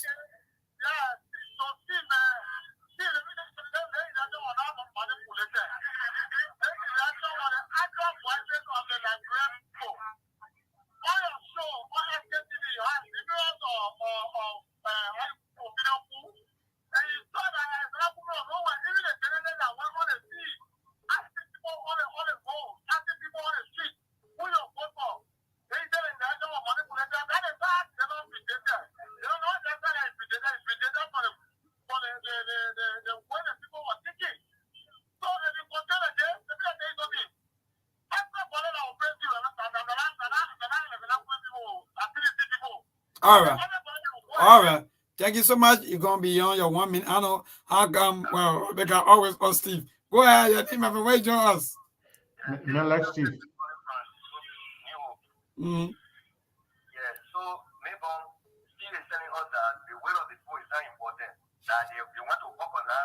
of water. Only way they can get rid of the people there, right? No war. You mentioned the man said war. Uprising. Hello. Uprising and protest. Yeah, the war uprising. Listen to me now. Hello. The man said uprising. Uprising can be protest. And another one. He said the democratic means to get rid of this people is very difficult. So it's better for people to bring about uprising in the country. That's what he's saying. You're getting clear. All right, the man respond to that anyway. All right, to this column. Hello. Yeah, how you doing? Good. Go ahead. Your name and where you join us. Yeah, this is Eddie P from Chicken Soup Factory. Remember the response to my thing. Mm-hmm. Like your brother said, there are people you need to get rid of. They're the only way to go move power. And sometimes people go to you. Somebody think about fools. That's what your brother was saying. Look at that they long there. Everything they're doing. Yeah, Mr. Wagner, there's four people there that keep government to this. If they get moving power, how do you expect my brother to move power? How do you expect my brother to move power? My brother will not move power. To be honest, they wouldn't get to see. That's what the brother was saying. To be honest. Look at the person up to now. He grabbed the president. We're up to that. You're not even after him. What the teacher that you bring to the people? What the teacher? All right. All right. Thank you so much. We gotta go. We got another program on our back. So, let me respond. Yeah. Let me respond to people who me on my phone, and I'm calling from the defense and the bureau, and the other part of the other defense force, and the other one. I ain't got time for that thing that you got going on. I don't mince my words. I don't go behind the horse to talk. I can speak English. If I want to say war, I'll say war. If I want to say fighting, I'll say fighting. I can speak English. What I say is what I said, and I stand by what I said. I will never change what I've said in public unless the situation changes. And I mean everything I say here today. The only way to change, bro, I think when you're talking about let's pray God and democracy, and it's a waste of time. The will of the people. And that's what the Constitution say. That's what the Constitution say. This is exactly what the Constitution. According to the Constitution, you think I have to teach you English? I don't have to teach you English. That's not my business. You spend all your time celebrating politicians and jumping behind them. That means you can't be English for you. You not get sense, eh? You think you're equal. You think you're on the same level. I know you're equal. You carry your freshness to the party camera. It's okay. Yeah, it's okay. It's okay. First, I want to say thank you to all of you. Folks listening to us in Liberia. We're going to continue the show here on social media. See, let me close, please. We're gonna continue celebrating Golden Heart birthday and Sensing birthday. All my people there that their birthday in this month. We're gonna continue to celebrate their birthday at the same time, having some important conversations. Mabel, we got you here. I'm not gonna call figure no more, but we'll talk to you in the back. But yeah, you made it. Why yes, Melbourne only means something. So what? I'm about to tomorrow go to church. Tomorrow go pay offering. Let me know. No, leave that thing. Melbourne only means something. Melbourne only means something with the dog. No, not this time around. No, wait for another time. No, wait for Melbourne birthday. Melbourne, where is your birthday? Yeah, man. Yeah, right? For me, the May birthday in May. So yeah, but man in Melbourne, May. When Melbourne birthday come, when May come, then you will pay. Thank you. Yeah, we'll pay that one. But tomorrow I gotta go pay offering tomorrow. You know, tomorrow I'm meeting you. Tomorrow, stop it, man. Tomorrow I'm meeting you. Melbourne, let me tell you something. Melbourne, let me tell you something before you leave. Yeah. You know, they made myself went to California. Oh, they say, you know what? We want to cover all the ANC people in the program. So they say, let's go to church. I say, well, you going to church? I say, I will go to church. I didn't want to go to church. I pay offering, right, Steve? Yes. What? Go to the mosque. I'm Muslim, but I went to church. We're all doing our thing, you know, and then we all pay the offering. So, Melbourne got to pay an offering tomorrow. So thank you. You want dig into the man. Yeah, okay, let me go on speed. Let me tell God say the money when you owe me, you pay. So I don't forget you that my deacon listen to is it no Steve you get pumping. And now if you get But maybe is only required to pay 10% tax going to the Bible. How BA and the people will always say how BA. Steve, yes. You're not getting nothing this time around. You gotta wait for me. Yeah. Because Deacon Joseph Walker listening, then you want to call him money. But all that thing was Segu talking. All that thing was Segu talking. Go man Segu. I the one can go to the bank for him to send the money. So I will not go. What will happen? Steve, thank you. Folks, thank you all of you. See you on tomorrow. God bless. Maybe something against you. Something say you should divide the money. That man says something. Let me know. Something I don't even get day off. Something you better get day off. You never know. Yeah, maybe is hardworking, man. Something forget that thing. Maybe 1 year every day. So they're going to I got your stuff. You clear. We got it. That $25 I saw it. She said from Melbourne wife. So we're going to send it to Melbourne wife. And you want to see Melbourne like that? Me, no, I got I got Melbourne wife information. I can send it to her directly without thank you. Mr. Cannon, I got 10%. I got 10% in the one going to wife. Steve.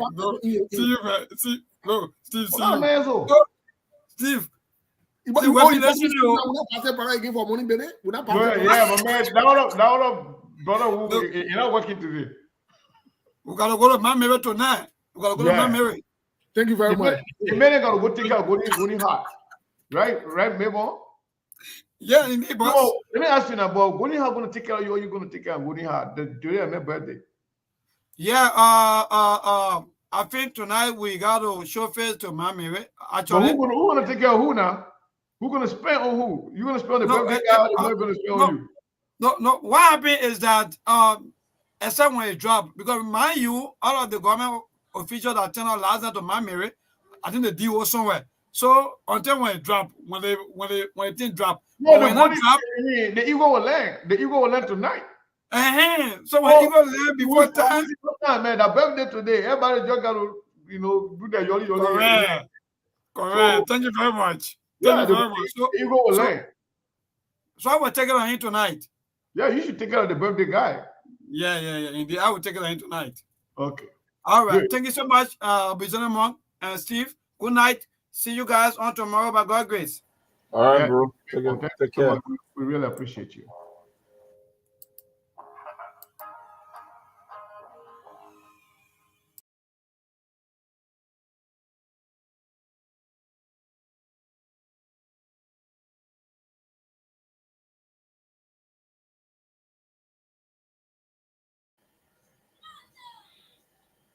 Hello?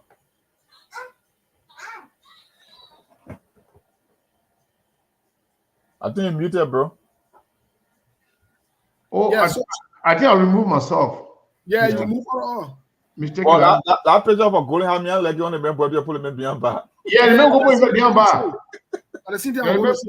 Yeah, remember put it behind back. Okay, we need to find a different picture for Goni Ham. Yeah, that picture is strategic. They're looking at the yeah, that's strategic. I think they want back. I think people prefer the other one here. Yeah. They want better. Yeah, I lead. Goni Ham on your birthday, don't be behind bar. You gotta play, you gotta be somewhere good. Yeah. You gotta be a free man, enjoying. But Goni Ham is very hard working too. Oh, guys, they work very hard. So all of you that contributed, I want to say thank you to all of you, particularly to people that donated more, especially for both Samson birthday pass, but at least you actually rescue me because Samson came here complaining. Say, well, CEO, my birthday, you didn't do the same thing for me. You did the same thing for me, right? Yeah, and I was a little bit in a situation that when I handle right away, you guys just rescue me. Yeah, so I want to say thank you to all of you that actually help us. We want to appreciate you. We want to say thank you to everybody for supporting our guys. You are the best for encouraging us. So we really, another person, one of my friends too, from California, he said I shouldn't call his name. He sent $25 for Golden Heart birthday. So Golden Heart, I don't want to call your money ni Jaladana before maybe one and go see my bad BB thing for them in the restaurant to Mommy Real place. Yeah, but thank you guys. Thank you everybody. They want to send $10. They want to send $15. They want to send $25. We appreciate all of you. And the lady Felicia and our brother Brazilian Monk, thank you guys so much.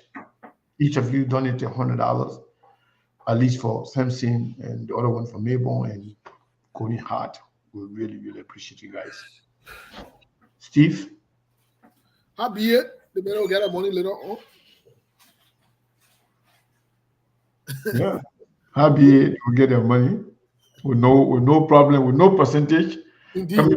Coming to Steve, the Baptist brothers say if you wait for May, indeed, you can pay percentage to you. Yeah, so Steve, somebody said, Sekou, you drop in your face and you drop in your body, whether it was a gym. No, it was not a gym, man. I've been sick. For the past 2 days, I was coming here, my voice was not even coming out. My nose was clogged, my hair was hurting. Steve had to be checking on me every hour here and there. Coming to home said to come check on me to see how I'm feeling. But right now, I'm responding positively. I'm responding very, very well. And as a matter of fact, I was in the gym yesterday or last night, right, Steve? Yes, and then I was in the gym last night, so I'm recovering. And after that, we ate heavy pot of cassava rice. Cassava toboggi. Cassava toboggi. I can say that. How be it? I left you later on because I was getting. Yeah, the man got the behavior that after eating, he will say, "My man, me above here when I eat, I gotta go home." I said, "What happened? Is that you want to sleep or you want to gossip?" Yeah, as a birthday man, when we eat, as a birthday member, we don't sit there. I mean, Brazilian, what did you come from that thing? Well, I tell you, we birthday every time they may eat heavy, may eat good food. Yeah, they can't stay. They gotta eat and leave. They gotta go. They say, "Baptist, gotta go." I say, "But what does that mean? Is it you want to gossip or you want to sleep?" Yeah, the Baptist boy believe when you're summer food too much, you either sleep or you start gossiping. Yeah, they start making up stories so that they better leave. Yeah, so I normally leave more. But Mr. Kane, Mr. Kane, I know today, all joke aside, we as a nation, we are faced with some serious problem. Stemming from the nomination, just how President Bouaka has been behaving. You nominate, then you recall, then you play games, you put people out there, fool the public that the other person will be the other one. Then you go, all of these little games are not necessary. Especially for Joseph Bouaga's age, for his quote-unquote experience in government. It's not like he's a rookie, he just coming. He been there. These things he's supposed to know. Look, these are ethical standards that you uphold. These are the least things that we even supposed to criticize for him. You don't play these kind of funny games. They don't take the government seriously. Like today, the ECOWAS had a meeting. They had something going on. Labrador was not represented, from what I'm told. Somebody actually sent me a picture where they highlighted the vacant seat. Yeah, Labrador seat was. I don't know if you want me to play. Yeah, put it on. Let's see it because all of these things are concerns. So somebody sent it to me, but let me see. Yeah, go ahead, just keep talking so I can find it. I don't know who sent it to me, so I can't remember who sent it to me. So it's gonna take time. Well, let me see. It was somewhere.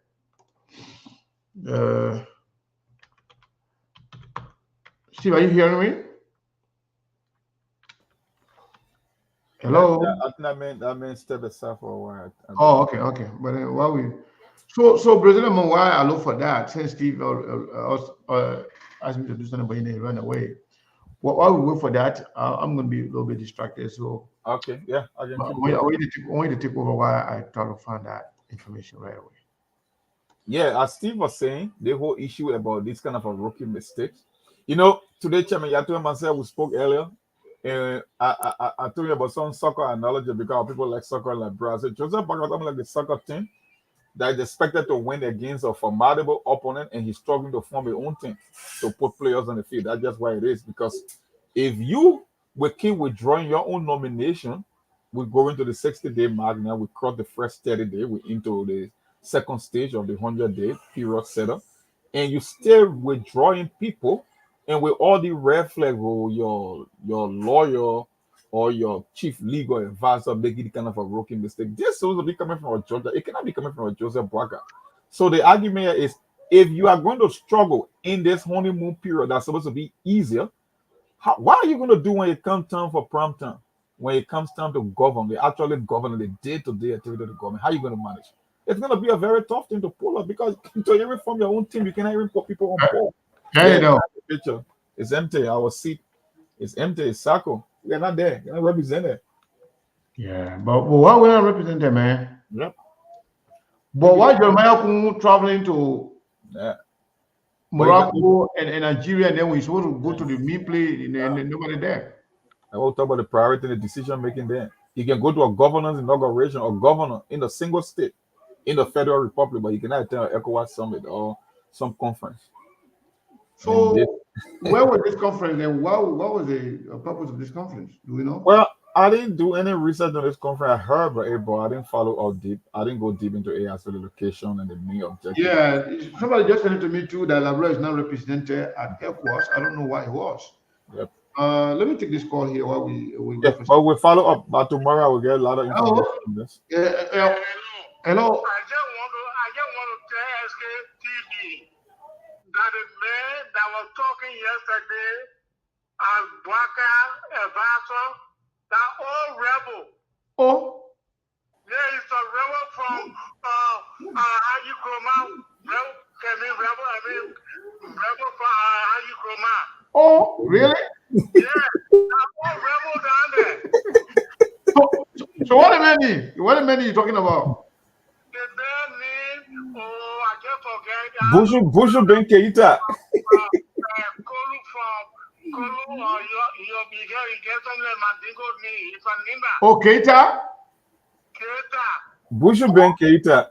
So you said the men are all rebel? Oh, you look okay?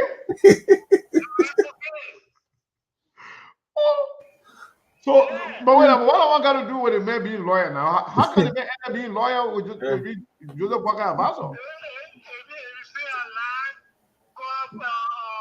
No, you're not lying. We get no, we're not saying lying. We don't want to know.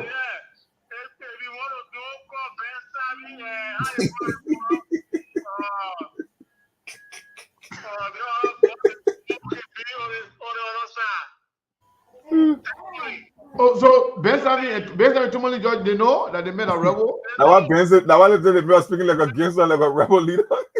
Yes, sir. Yeah, so I mean, from 2000, I mean, from 1990 up to 2015. And 2003, wow. Before I came to America. So you really know that man. You know what I'm saying?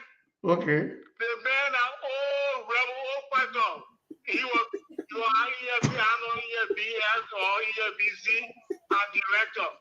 Yeah, Bushu Ben Keita. The man used to be EFBC director? Oh yeah, that man been in government for long, as far as I'm concerned. No, but they Papi bringing they Papi Thompson here from Austin, Texas, right, Papi? And Austin, and Papi Thompson don't. But when how but Papi. Self-proclaimed peace. Remember when to take me from Arico to take me to Harper to have me killed. So Papi, they may that you call a rebel. So the men are not the one rebel supporting Joseph Boakai, because Prince Johnson that is chief. Supporting Joseph Boakai. He was a general in Ulimo. The men are general in Ulimo case? Yeah. You see how the men were talking yesterday? So the men were talking like rebel leader, eh? They were talking like rebel leader. Wow. The men are all rebel.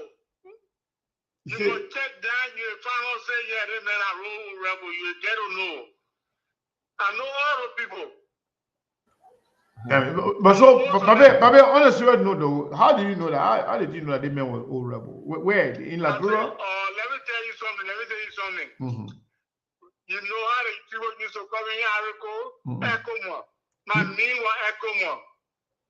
But you know more now. You know more now. You're not in Africa. You know more now. You're anywhere close to Africa. You know more what kind of close to Guinea and Sierra Leone. I was in Africa as refugee. Okay. And I used to support the ECOMO to come to Liberia.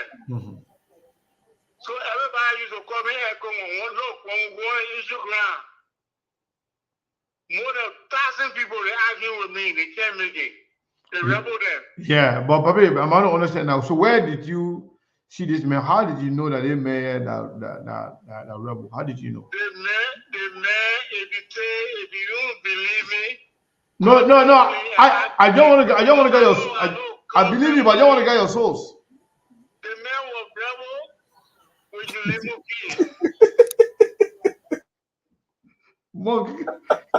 Man, help me. Yeah, but how you got in contact with man? Like you met him before on the war front, or? Yeah, but Papa, you know, I can stay here right now and talking about the rebel, but at least if you get some information, somebody told you what he made day, what he was doing, or you saw him in person. Yeah, in person. For example, Prince Johnson, we all know Prince Johnson that was rebel, leader for IMF. I mean, INPFL. We know that. So this guy here that you call him a rebel, as a matter of fact, some people call Cabinet Jane rebel, not because Cabinet Jane took arm, but Cabinet Jane was one of the people who represented Lord when he went for the conference to make peace. Yep. He's a lawyer. He never went to war. He never go anywhere. But because of his association, listen. Yeah. because Cabinet Jane association with Lord, so that was supposed you should call him rebel, even though they know that the man he never fought war, he never killed anybody, but they call him rebel because of his association. So I'm asking you now, based on what you are saying that this man is rebel, did you see him? Yesterday when I listened to your show, and that man was talking. Yesterday, last night, I was listening to closing argument. And Tomoling said the man. Now, rebel. So you're so saying Tomoling George. Tomoling George, and Father Ibrahim. I will call Tomoling George and find out. The man rebel. Okay, Papi, thank you. You're talking about. All right, thank you so much. Another thing I want to say, John Sekou. Okay, go ahead. In Arico, the people used to call me Ekomo. That was my name. Okay, we got you. Because Chancellor sent people to Arico to grab me after they came Wallo Consano. Okay. And took him to Maryland.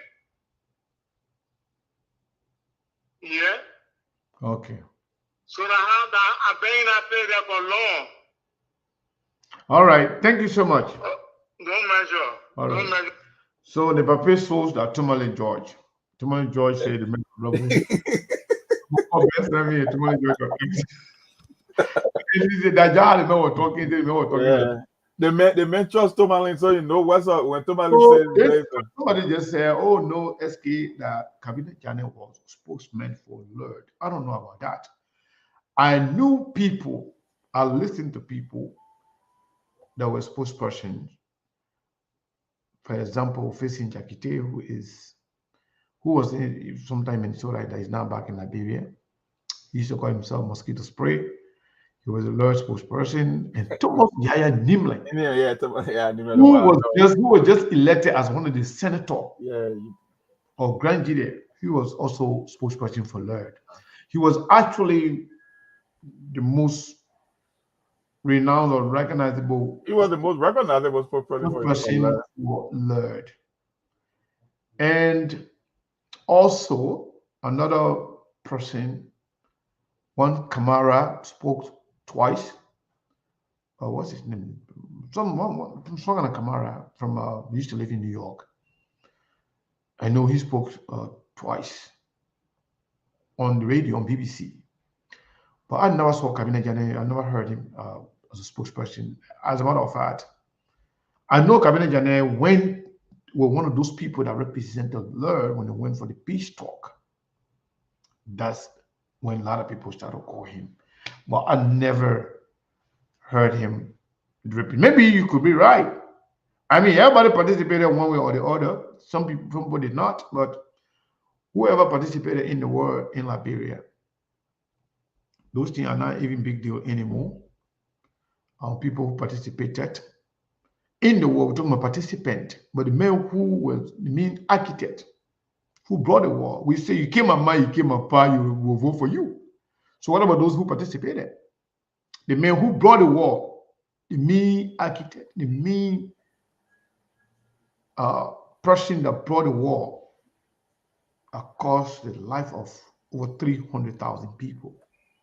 We say you came a man, you came a pa, will vote for you. We don't care. So what about participants? President who killed the president on camera. He's been celebrated. He's a kingmaker. He has been the one to produce president for the past 3 presidential cycles to 4. He made Ellen president twice. He made Joe president, and now he made Joseph Boaga president. So people being rebel nowadays is being celebrated. You are celebrated for being a rebel in Liberia. Oh yeah, for sure. So it's not a big deal anymore. And people gravitate towards you when you are rebel, when you are killer. For example, Maton Bly. Yep. He boasts of eating baby's heart. They're the one that used to be opening women's stomach. They want to see the pregnant women's stomach. They want to see how the baby looks like in their stomach, in their belly. But he's celebrated. He's called rescue soldier. So being very instrumental. Rebel is not a big deal in Liberia nowadays. So who is rebel? Who is not rebel? I don't really care. I was just laughing because the Pape. Yeah, he sounds funny a little. You know, he sounds very funny, and beyond that, the Pape that always used to be calling and crying during the campaign time. He was a big supporter of Mr. Alexander Cummings. And Cummings did not make it. And Joseph Boaga made it bigly. Yeah, he made it big. But now the only thing now, Joseph Boaga made it along with some other people too. He made with some of the rebel again. Yeah, with some of the rebel there too that made it big with you.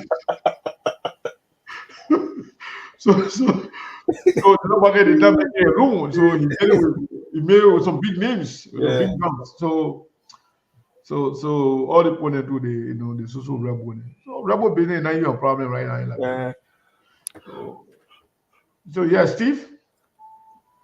I think we can call it a day if you don't have anything to say. You're muted, Steve. Steve, the Conida crash story was another interesting story today. Yeah, so I was even concerned. Monk, I even went to our group chat for SKTV to actually ask whether this story was authentic, because it was a little bit shocking. Do you remember that the whole name that name is associated with the labor minister designate? Yep. We were told that is his daughter. Yep, that's his daughter. And that is the biological daughter. And doing her confirmation, there were a lot of senators that voted no to her confirmation. So I will not be surprised, because those senators, they control Joseph Boaga for the most part, especially those people who were in the rescue team. So if they have problem with her, well, I don't know the reason, the reason given there, whether that reason is genuine reason or that is actually the reason why. But I mean, she's gonna have a rocky road. She's gonna have difficulty, maneuvering, especially if those people are not, ready to actually accept her in that position. And because, I mean, being deputy minister or assistant minister at the Ministry of State or Presidential Affairs is a big position. Mm-hmm. Yeah, so if Colonial Topa story is what it is, then it is a serious concern. It is a concern. And you only reaffirm what we've been saying concerning the whole list about individual having influence on the list and people submitting their own list. Because for her to be brave to change an entire list to send people that she preferred after the president made a couple of nominations, like I couldn't get my head around that story. But she was not the only one though. Yeah. SKTV was informed the other time that even Kula then were the one making some editing on the names. Yeah. Kula Fofana, the one that can push the name. Yeah. I think if they push the Cornelia Topa's case to a certain level, it may draw other people in. Yeah. Because she could not have done that, all by herself. So whatever that is. So Mr. Kane, you see I think Kula Fofana will be drawn into it because she was the one posting and announcing all the names. And this guy here, Steve, just 1 second, I just want to add this. This guy here from EFFL, Maya Gonkwe, flagged it. He talked about it, and he actually said that he met with the president. They talk about it. So Cornelia may not have done this all by herself. I think there will be other names, but in Liberia, people can always cherry pick when it comes to justice, when it comes to taking action. They will cherry pick. If you are not the favorite, then you are the victim. Well, Mr. Kane, you see why I brought out to when it first started, and we raised the red flag about running around with people from the party, executive from the party, mixing up with people in the executive. I think it would have been prudent. If those guys are resigned and then you appoint them so that they don't have anything to do with the running of the executive and the party, because it can pose conflict of interest. You can also hire everybody from the party leadership, to bring on to the executive. It's not safe. When we say these things, they started attacking on this, but we can see some of these things. Yeah, you're right. I mean, if the party was kind of separated from the ruling of the government, it should be of the executive.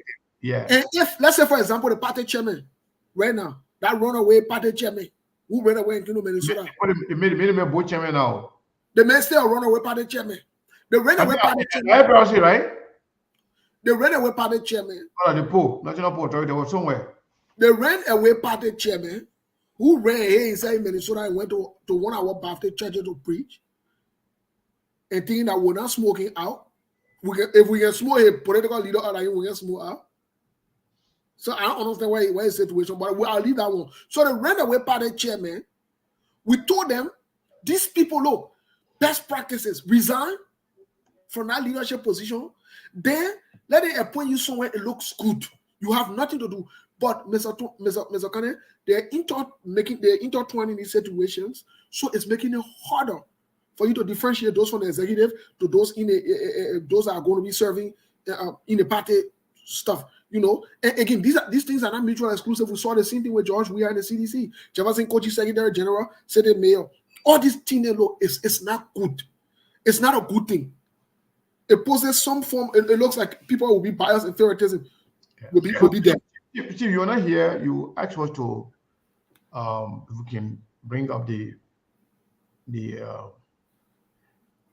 picture, the photo from ECOWAS program, where Liberia was not represented, so we brought it. Here is it. First thing, this corroborates and substantiates what point we made on the show. We had a show where we debunk the Unity Party platform that is speaking for them, in person of the spokesman Stanton Witherspoon, that said the president Joseph Yuma Boaka was called to Ghana for an AOU meeting. We said that was not true. This is the meeting, my people. We've told you before, Stanton, Joseph Boakai, and the rest of the people, they're liars. They're deceptive people by nature. They're not serious-minded people. We told you. Now look at it there. Okay, Joseph Boakai went to meet the president of Ghana for AU conversation or for West African conversation. Okay, let it chair there now. No, let it there. You're looking at it. Serious manipulating and saying how to discuss serious things. Let it there.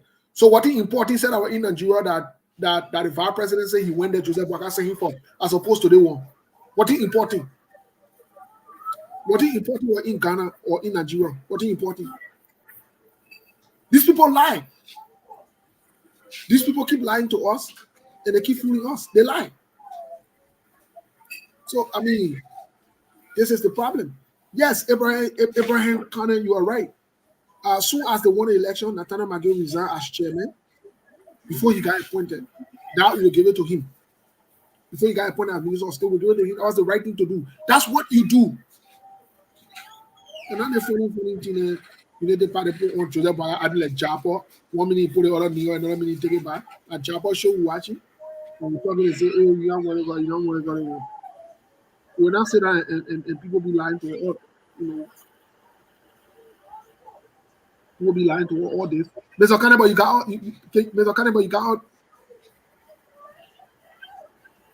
I didn't say we'll step away. Okay, you back. No. I'm here. I was just because you were talking about it. That's why I did that. But yeah, we can continue the conversation. So, Steve, the executive mansion just put out a communicate stating that denying the story about Cornelia Topa, that it was a work of fake news, and that. Mo, you want me to send it to you? You want to read it? Yeah, you can send it. We'll read it. You're too small, so I don't want to be straining my eyes. You got you want to strain your eyes. I can see it. So let me send it to your messenger so you can read it. Yeah, send it to the messenger. Let me see. You know, I think I just talked about it, right? That I asked question on the in our forum to make sure that it was authentic, because these things are very, very, very important. Yep. And if at all it's not authentic as it's been reported by the executive mansion, we will take it down and apologize for such information. However, though, it could be also true. They can just want to walk it back to avoid embarrassment. Yep.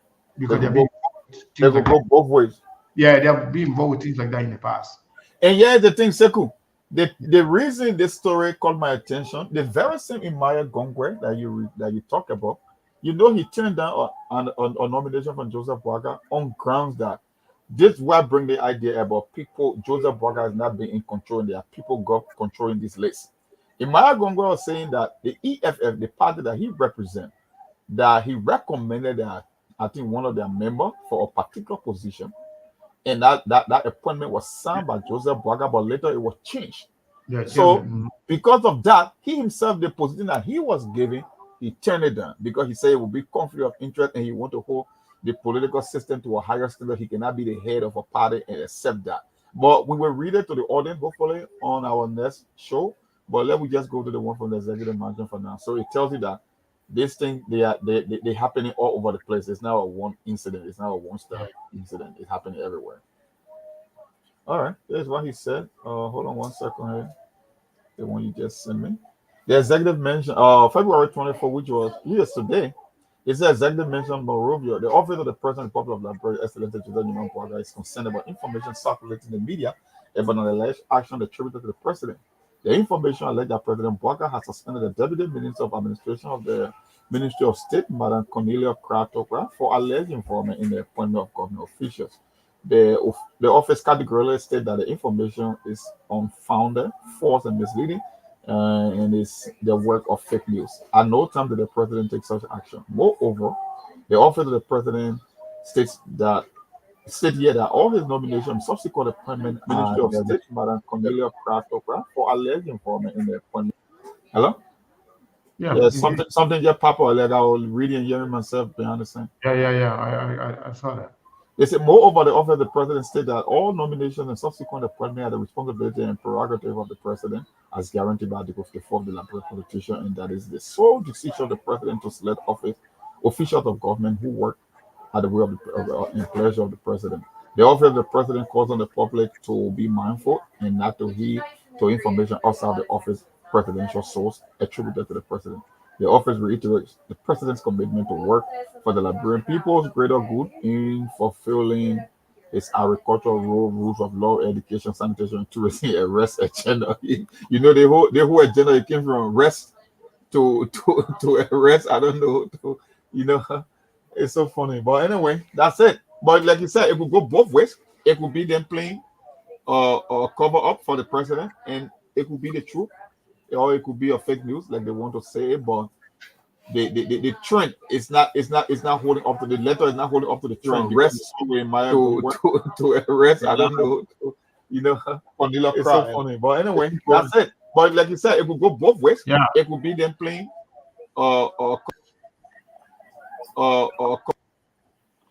What's going on here? Yeah, I'm hearing myself. Yeah, hold on. Reading. Yeah, go ahead. I think we should be good. Yep. I just completed it. Is or what happened? I didn't. Yeah, no. You did conclude it. Okay. It's good. We just received some message from Facebook, and I was trying to see what that was, and then they keep interfering with what we were doing here. Yeah, okay, I see why.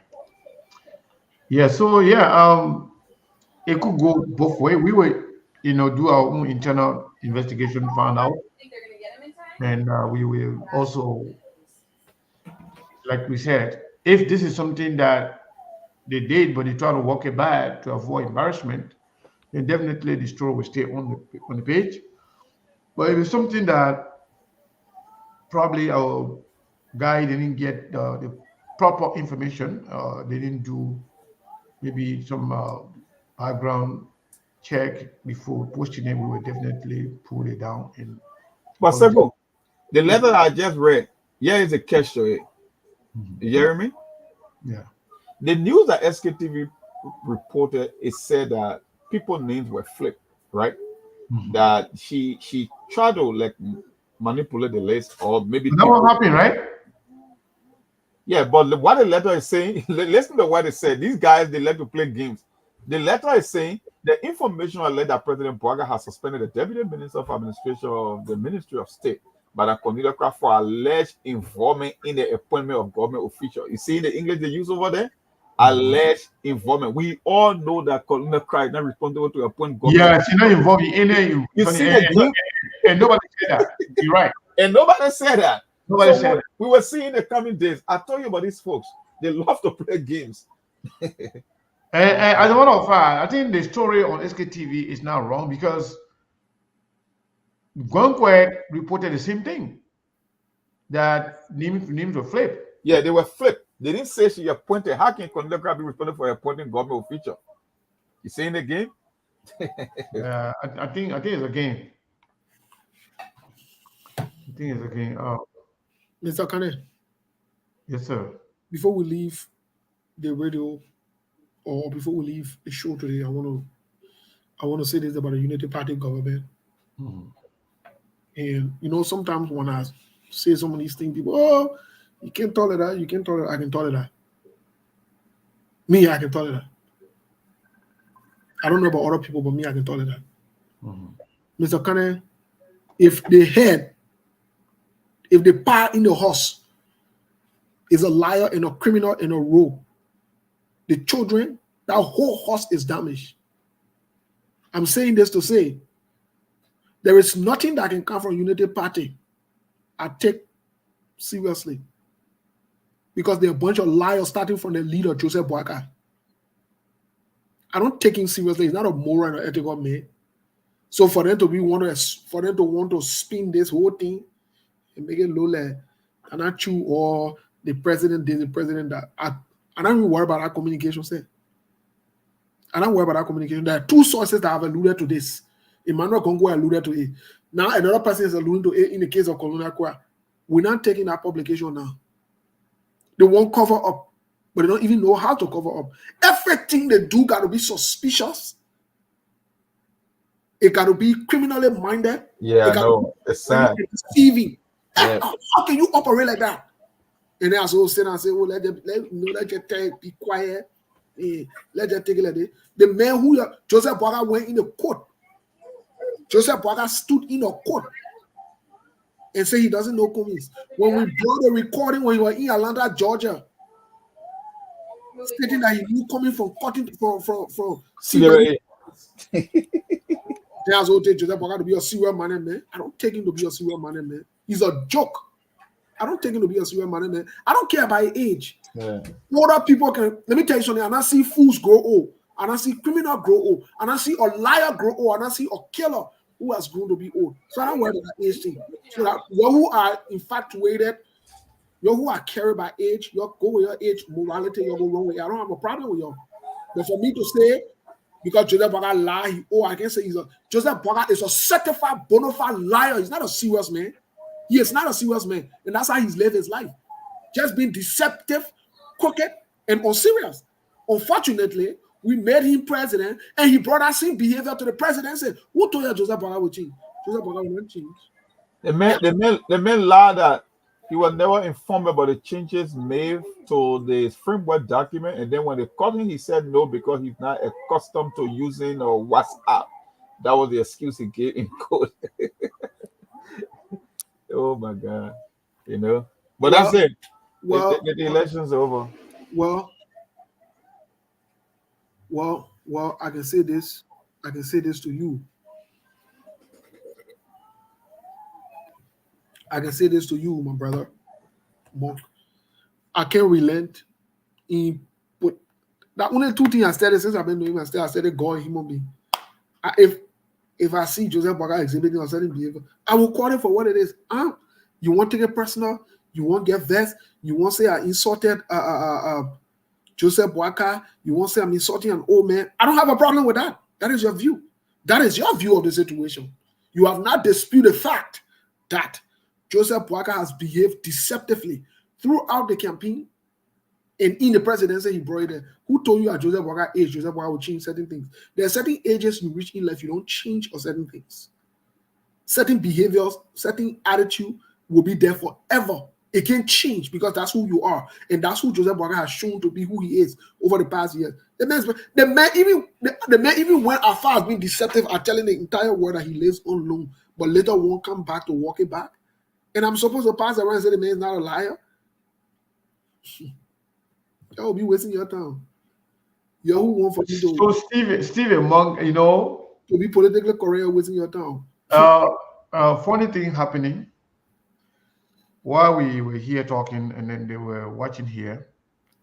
Some of the supporters and government officials are watching, so they could not wait. They could not have waited to hear us reading that post by Kula Fofana.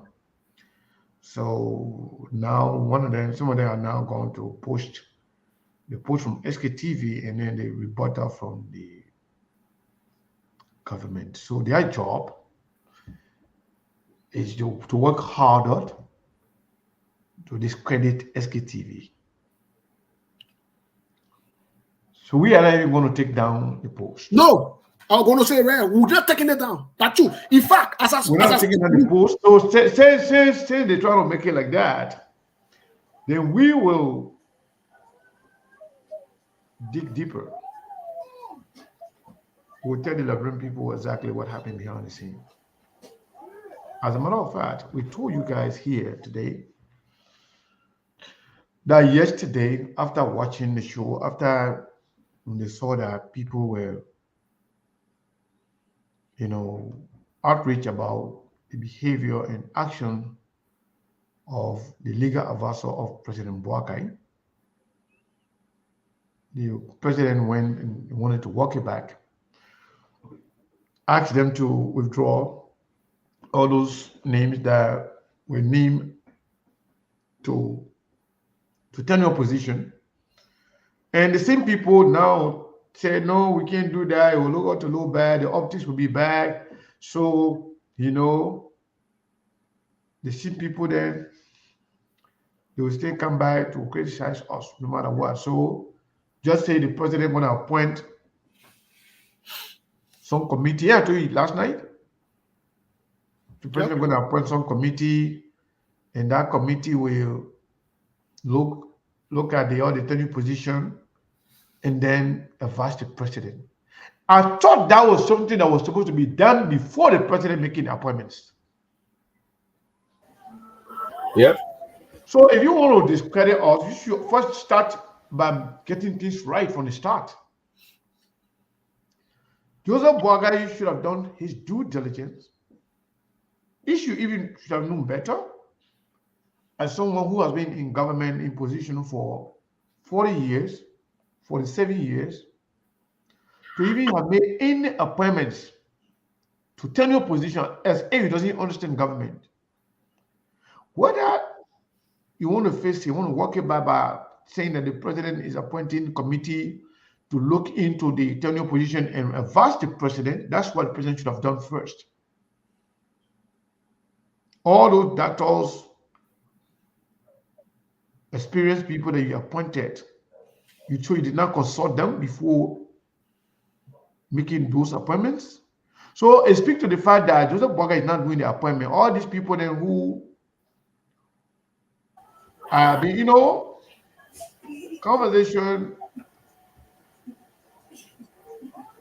is being made to avoid embarrassment on their part.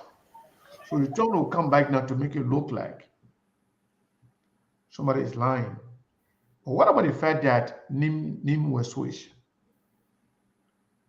So is it a lie that Joseph Boagai nominated certain people and withdrew them and renominated them to a different area? Is it a lie that EFFL, they were given position and then they turned it down for the same reason, because it was switched? Because the same reason they toned down the nomination. So you can't fight media. You can only make it difficult for yourself. We are here, and SKTV will always do our best. Joseph Boagai should have actually created that committee to do their vetting, to do their work before making the appointment. But after the appointment, when you appointed people, in fact, after sending your legal advisor to come and justify the appointment, then you shamefully going back to say we are coming back to advise the president to go and look into the tenure position and then advise the president afterward. It means that you don't even know what you're doing.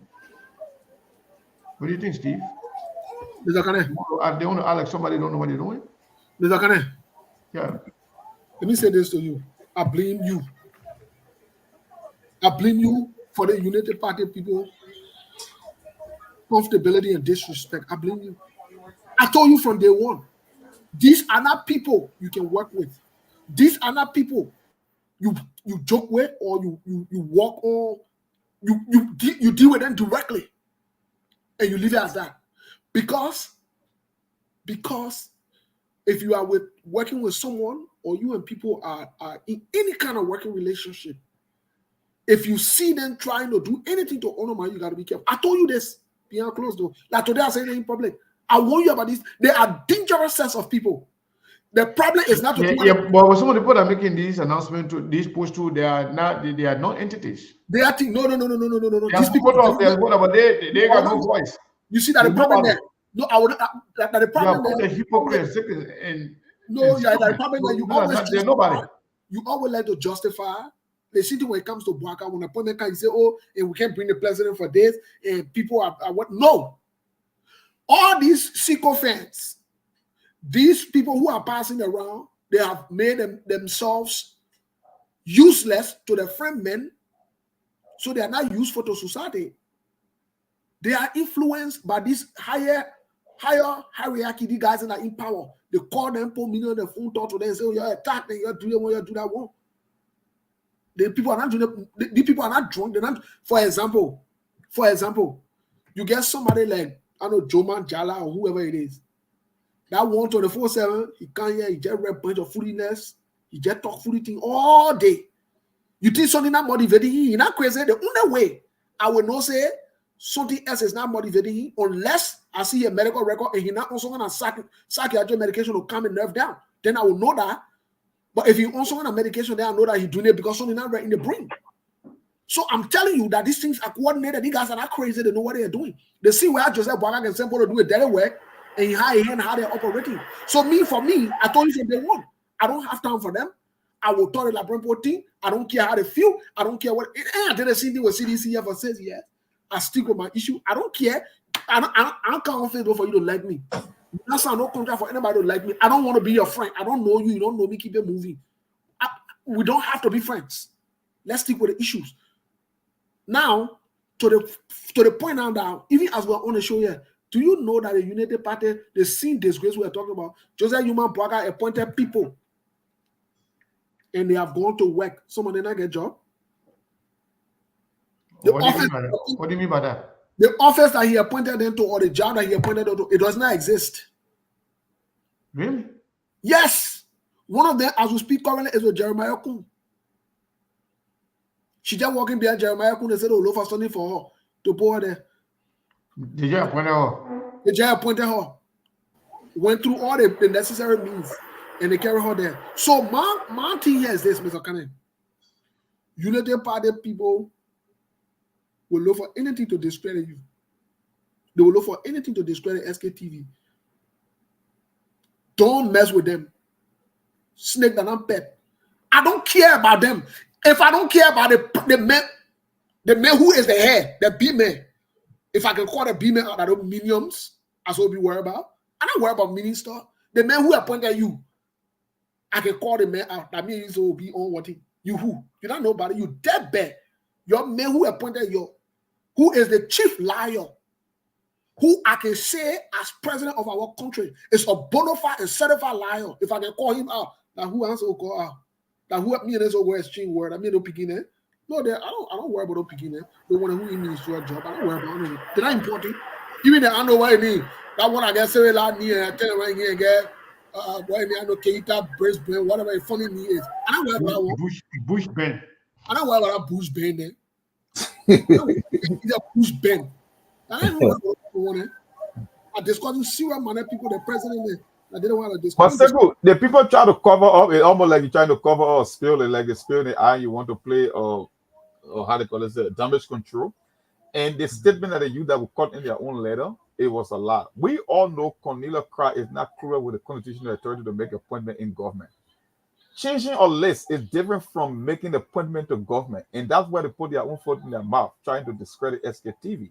That's why I read. And I told you there is a connecting factor between the Imaya Gongwe and this whole Cornelia Cry thing. Yeah. You've been saying it from day one. This is why Imaya Gongwe wrote so that means not to cut you, that means they should go and actually refute or debunk what Imaya Gongwe said. No, they can do it because they know he's saying the truth. And here is what he said. I want to read it to our listening audience before we take a leave. On his Facebook page, he said, I rejected the appointment because I made a leadership decision. The nation was started when I was appointed Deputy Minister for Planning and Manpower by the President of the Republic of Liberia yesterday. I sincerely appreciate who congratulated me via phone and text. You guys inspired me. But I want to be clear that among the names I submitted for our party, you hearing it? The name that he submitted for our party, for the president to consider as an alliance member, was our national chairman, Steve Sar Koluba, who was first notified, whose letter of appointment was signed by His Excellency Joseph Human Boaga. The chairman also appointed to the National Housing. The chairman was also appointed to the National Housing Authority. There are two different appointments now. After Boaga has signed it, you seen it? Okay. He said the chairman was also appointed to the National Housing Authority post of Deputy Director of Administration at the same time. Once more, the President of the Republic of Liberia has signed a letter of appointment for CRN Prince Sabona, our Vice President for Economic Affairs. How can I facilitate my national chairman getting appointed while still accepting the same role I suggested that he be appointed to? I will appear selfish and lose my leadership credibility if I do this. I have consistently demonstrated to people both inside and outside the FFL that I will be different. I will be a different kind of leader, and I will hold Liberia political system to the highest standard. I have no interest in politics that prioritize the interest of your children, family member, friends over those of the party, as our politicians will do in Liberia. When the president and I met on Saturday, he confirmed the 3 major appointments to various entities we first talked about. And he also noted that our letter was already signed. Certain individuals within the president often rearranged our role. You saying that? You hearing that? Mm-hmm. That he met the president, they submitted name that the president signed off on, and then the people in your office went and changed it. So how can you make the case that SKTV is not credible? It's being confirmed here by Maya Gunker. But let me keep reading. Certain individuals in the president office rearranged our role, replacing me in the role of national chairman, the national chairman in the role of vice president of the economic affairs. To be honest, they have exercised caution, or else they would have turned the presidency into a sort of bellwetherment and laughter with their unprofessional behavior. The president is not molded by establishing an inclusive government. He is generally fulfilling his campaign promise. Nevertheless, some individuals are attempting to gain power at the hands of the president by tweeting his agenda. This is terrible. I escorted our party national chairman, our party's vice chairman for economic affairs, and others here to speak with the Ministry of State about this matter. And I can assure you that our national chairman, vice chairman for economic affairs, will be restored to their role as deputy minister for manpower development, the Ministry of Labor, and deputy minister for administration of the National Housing Authority. And so Steve, if I got this, if I understood this correctly, yes. So does that mean Gwankwe rejected his appointment, but then as EFF, the state accepted the other 2 appointments, correct? No. Gwankwe submitted a name to the president, right? Gwankwe was included in 2 of his members from the EFFL, right? And the president agreed to those positions. The president signed off on it. But then people within the president office went and flipped their role. So Gwankwe applying for one position that he won, and the people said, no, we're not going to put it here. We're going to put this other president for the they just changed their role. Isn't that the same thing as what Cornelia Crowd did? But that's what she was accused of doing. So what they coming to say it was a lie? So maybe the only thing they didn't do, or maybe they attempted doing it, but then they decided to change their mind, was the punitive action. Yeah. So they look at that as a shame to them. Then they want to go and change it. They say that was a lie. Yeah. Well, Mr. Kane, again, I will say this. In fact, to the Emmanuel Gongwe man, you need to go sit down somewhere. You're not serious. That now you know. So all the people you men doing that for job business. Yeah, that's what all about. I told you, the staffing agency, the whole country, the staffing agency. So all the things you men running around. I saw him talking plenary. I just pop here and say, look at the other one. Yeah. All of them, they're not serious minded people. So that what make it Joseph Boka and play them, don't take them seriously. Let me tell you something, Mr. Cannon. He wanted for them to hire him and all the other beginning behind him. Basically, that's what he wanted to do. Basically, he told them what kind of position he wanted. Joseph Boka agreed with it and gave one way. So to some extent, they will even tell you that if the country should go into chaos, Joseph Boka will not even know when people change, people need all the things they can bring problems. So Joseph Boka is not in touch with Yeah, I agree with you. And they're making all these things because they know if they Cornelia Topa cross story was going to stick, because that would have brought huge embarrassment for them. So they try to switch it around, make it look like people are lying on them. But again, we are not the one making appointments. We are not the one changing appointments. We are not the one actually sending names out there. We report what we get. So SKTV will remain credible, and our integrity is in tight. Nothing can change that. But I think we should call it a day, Steve. I want to say thank you to those people who actually supported SKTV today by donating to our guys for the birthday, and also supporting Mayborn. We really, really, really appreciate you guys. All right, Lord, I want to say something before we go. Who? Abraham Corner. Abraham, we're about to leave though. Well, go ahead. Thank you, guys. Look, Sekou, everything that's going on over there by that government is calculated. The major issue right now, Liberia's representation on the global stage, is very appalling right now. You have a president that has not attended 2 major events of the suffrage in the continent. Yeah. And people are doing all kinds of diversionary things to distract the people of the country. It's a sad situation and it needs to be spoken about. Now, secondly, you talk about the lives of Goncourt, economic freedom fighters. What is Goncourt fighting for at this point in time? Jobs or the nomenclature of his of the organization that he represents? That Where job, spoken? Yeah. What have Goncourt spoken about all of the economic missteps of this particular government that he's supporting? Yeah. Where have you spoken about it? Goncourt got in the street to demonstrate against CDC for day one to day last. And today he's part of this particular thing they're talking about, misappropriation of inaugural funds. They're talking about statements that were made about the coffers of the country, $19 million. He has not had any positions on it. And today you're talking about people being removed from tenure position wherein they're talking about compensating them, which of course is economic in nature. Goncourt Party is not taking any position, but rather they're talking about some deputy ministerial position. Yeah. Yeah. These people are all particular BM they're talking about. Yeah.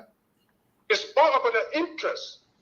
As long as the person can get their way to ascend to power and leadership of the country, that's all they're concerned about. Yeah.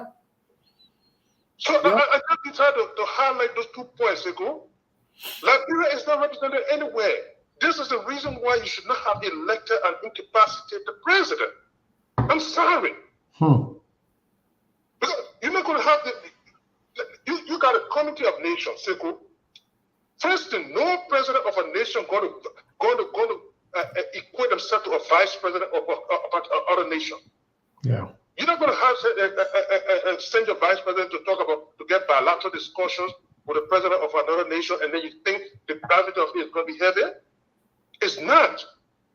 But I mean, this is just getting started, though. There will be a lot more to come, and people will not give you. They will not give you that audience as compared to first and foremost. You are not the person's peer. Vice president and president are two different things. So they're not going to give you the platform to have major discussion and affix their signature to things. No. Yep. They need a counterpart. That's true. They need a counterpart. Let me not take all of your time and say, those are things. So all of it they're talking about Cornelia Kura and this and that is diversionary because they know the main issue that people talk about right now, like is not represented anywhere, the length of corruption in a month's time. So they bring in all the diversionary things. Cornelia Kura is not appointing anybody. That lady is only over there. It's like you gave her something and she put it out there. Yeah. But let me not take your time, my brother. Thank you for the show, man. Thank you as always, Ibrahim. Your input are very important to this platform. We appreciate it. Amen. I think everyone could have said it better. Yeah. And this is exactly what they're avoiding. So they want to create all the different scenarios around it. The big thing that I know Bird Ben or Ben Ben or whatever his name is, bro, yesterday, Bush Ben, whatever, that big ethical dilemma and problem, they're looking for a way to cover it up. They don't want it to be the conversation. So they throw in the Cornelia Kura thing, later on King to walk it back, because they are disgraceful sets of people who do disgraceful things. Since Joseph Boakai lied about the 25 million, they don't ever come out as a party or as a ruling government to even apologize or retract what he said. No. If you think they in fact instead try to launch war on them, say they're going to audit them. Yeah. For exposing the president's if these were decent people, don't you think they would have done the right thing by saying, listen, we're sorry for the error and we retract it on behalf of the government or the party? They have not done that. And then they want to pass it around what they go. So at the end of the day, what the brother just said is the truth. It's disgraceful. Major events, Joseph Boakai not been able to attend it. It's concerning. It's alarming. And like Yega said, maybe Yega know exactly what's going on because the next noise that coming now, it will be the removal of Joseph Yuma Boakai for not being capacitated. He's incapacitated. That the next noise are coming over the next few days. Because Joseph Boakai not able to run with it, he's not able to carry the thing. So the one what they're afraid of for Jeremiah Kun to be president, definitely that won't come happen. But Mr. Clement, like you said, we can call it a day. We'll see later on. All right. Thank you so much, Monk. I mean, anything to add before we go? Well, not really. We get calling a day. Maybe Monday now. All right, folks. Thank you so much, and thank you to all our folks out there, our correspondent, reporters, and everybody working behind the scene to make SKTV what it is. We want to say thank you to all of you. We appreciate your time. We appreciate your contribution. We appreciate everything. We'll be here tomorrow again, as always. SKTV is the best place to be. And we can't thank you enough for your support. Don't forget to support SKTV at any time. Trust me, we need every support we can get from you at all time. Those guys that go on the field, we got to put data on their phone every day. Some of them actually need phone right now. And we're still working on getting some computer back there too, to make the work easier for them. But they are working tirelessly to make sure we bring you all the information that you need to know about your country. That will help you make an informed decision about Liberia. If you're not informed, you cannot make a better decision. And you can only make better decisions when you are informed. You have to help us help you get all the information that you need. I want to say thank you to all of you. We appreciate your time. We love you, and we'll see you tomorrow. Thank you so much.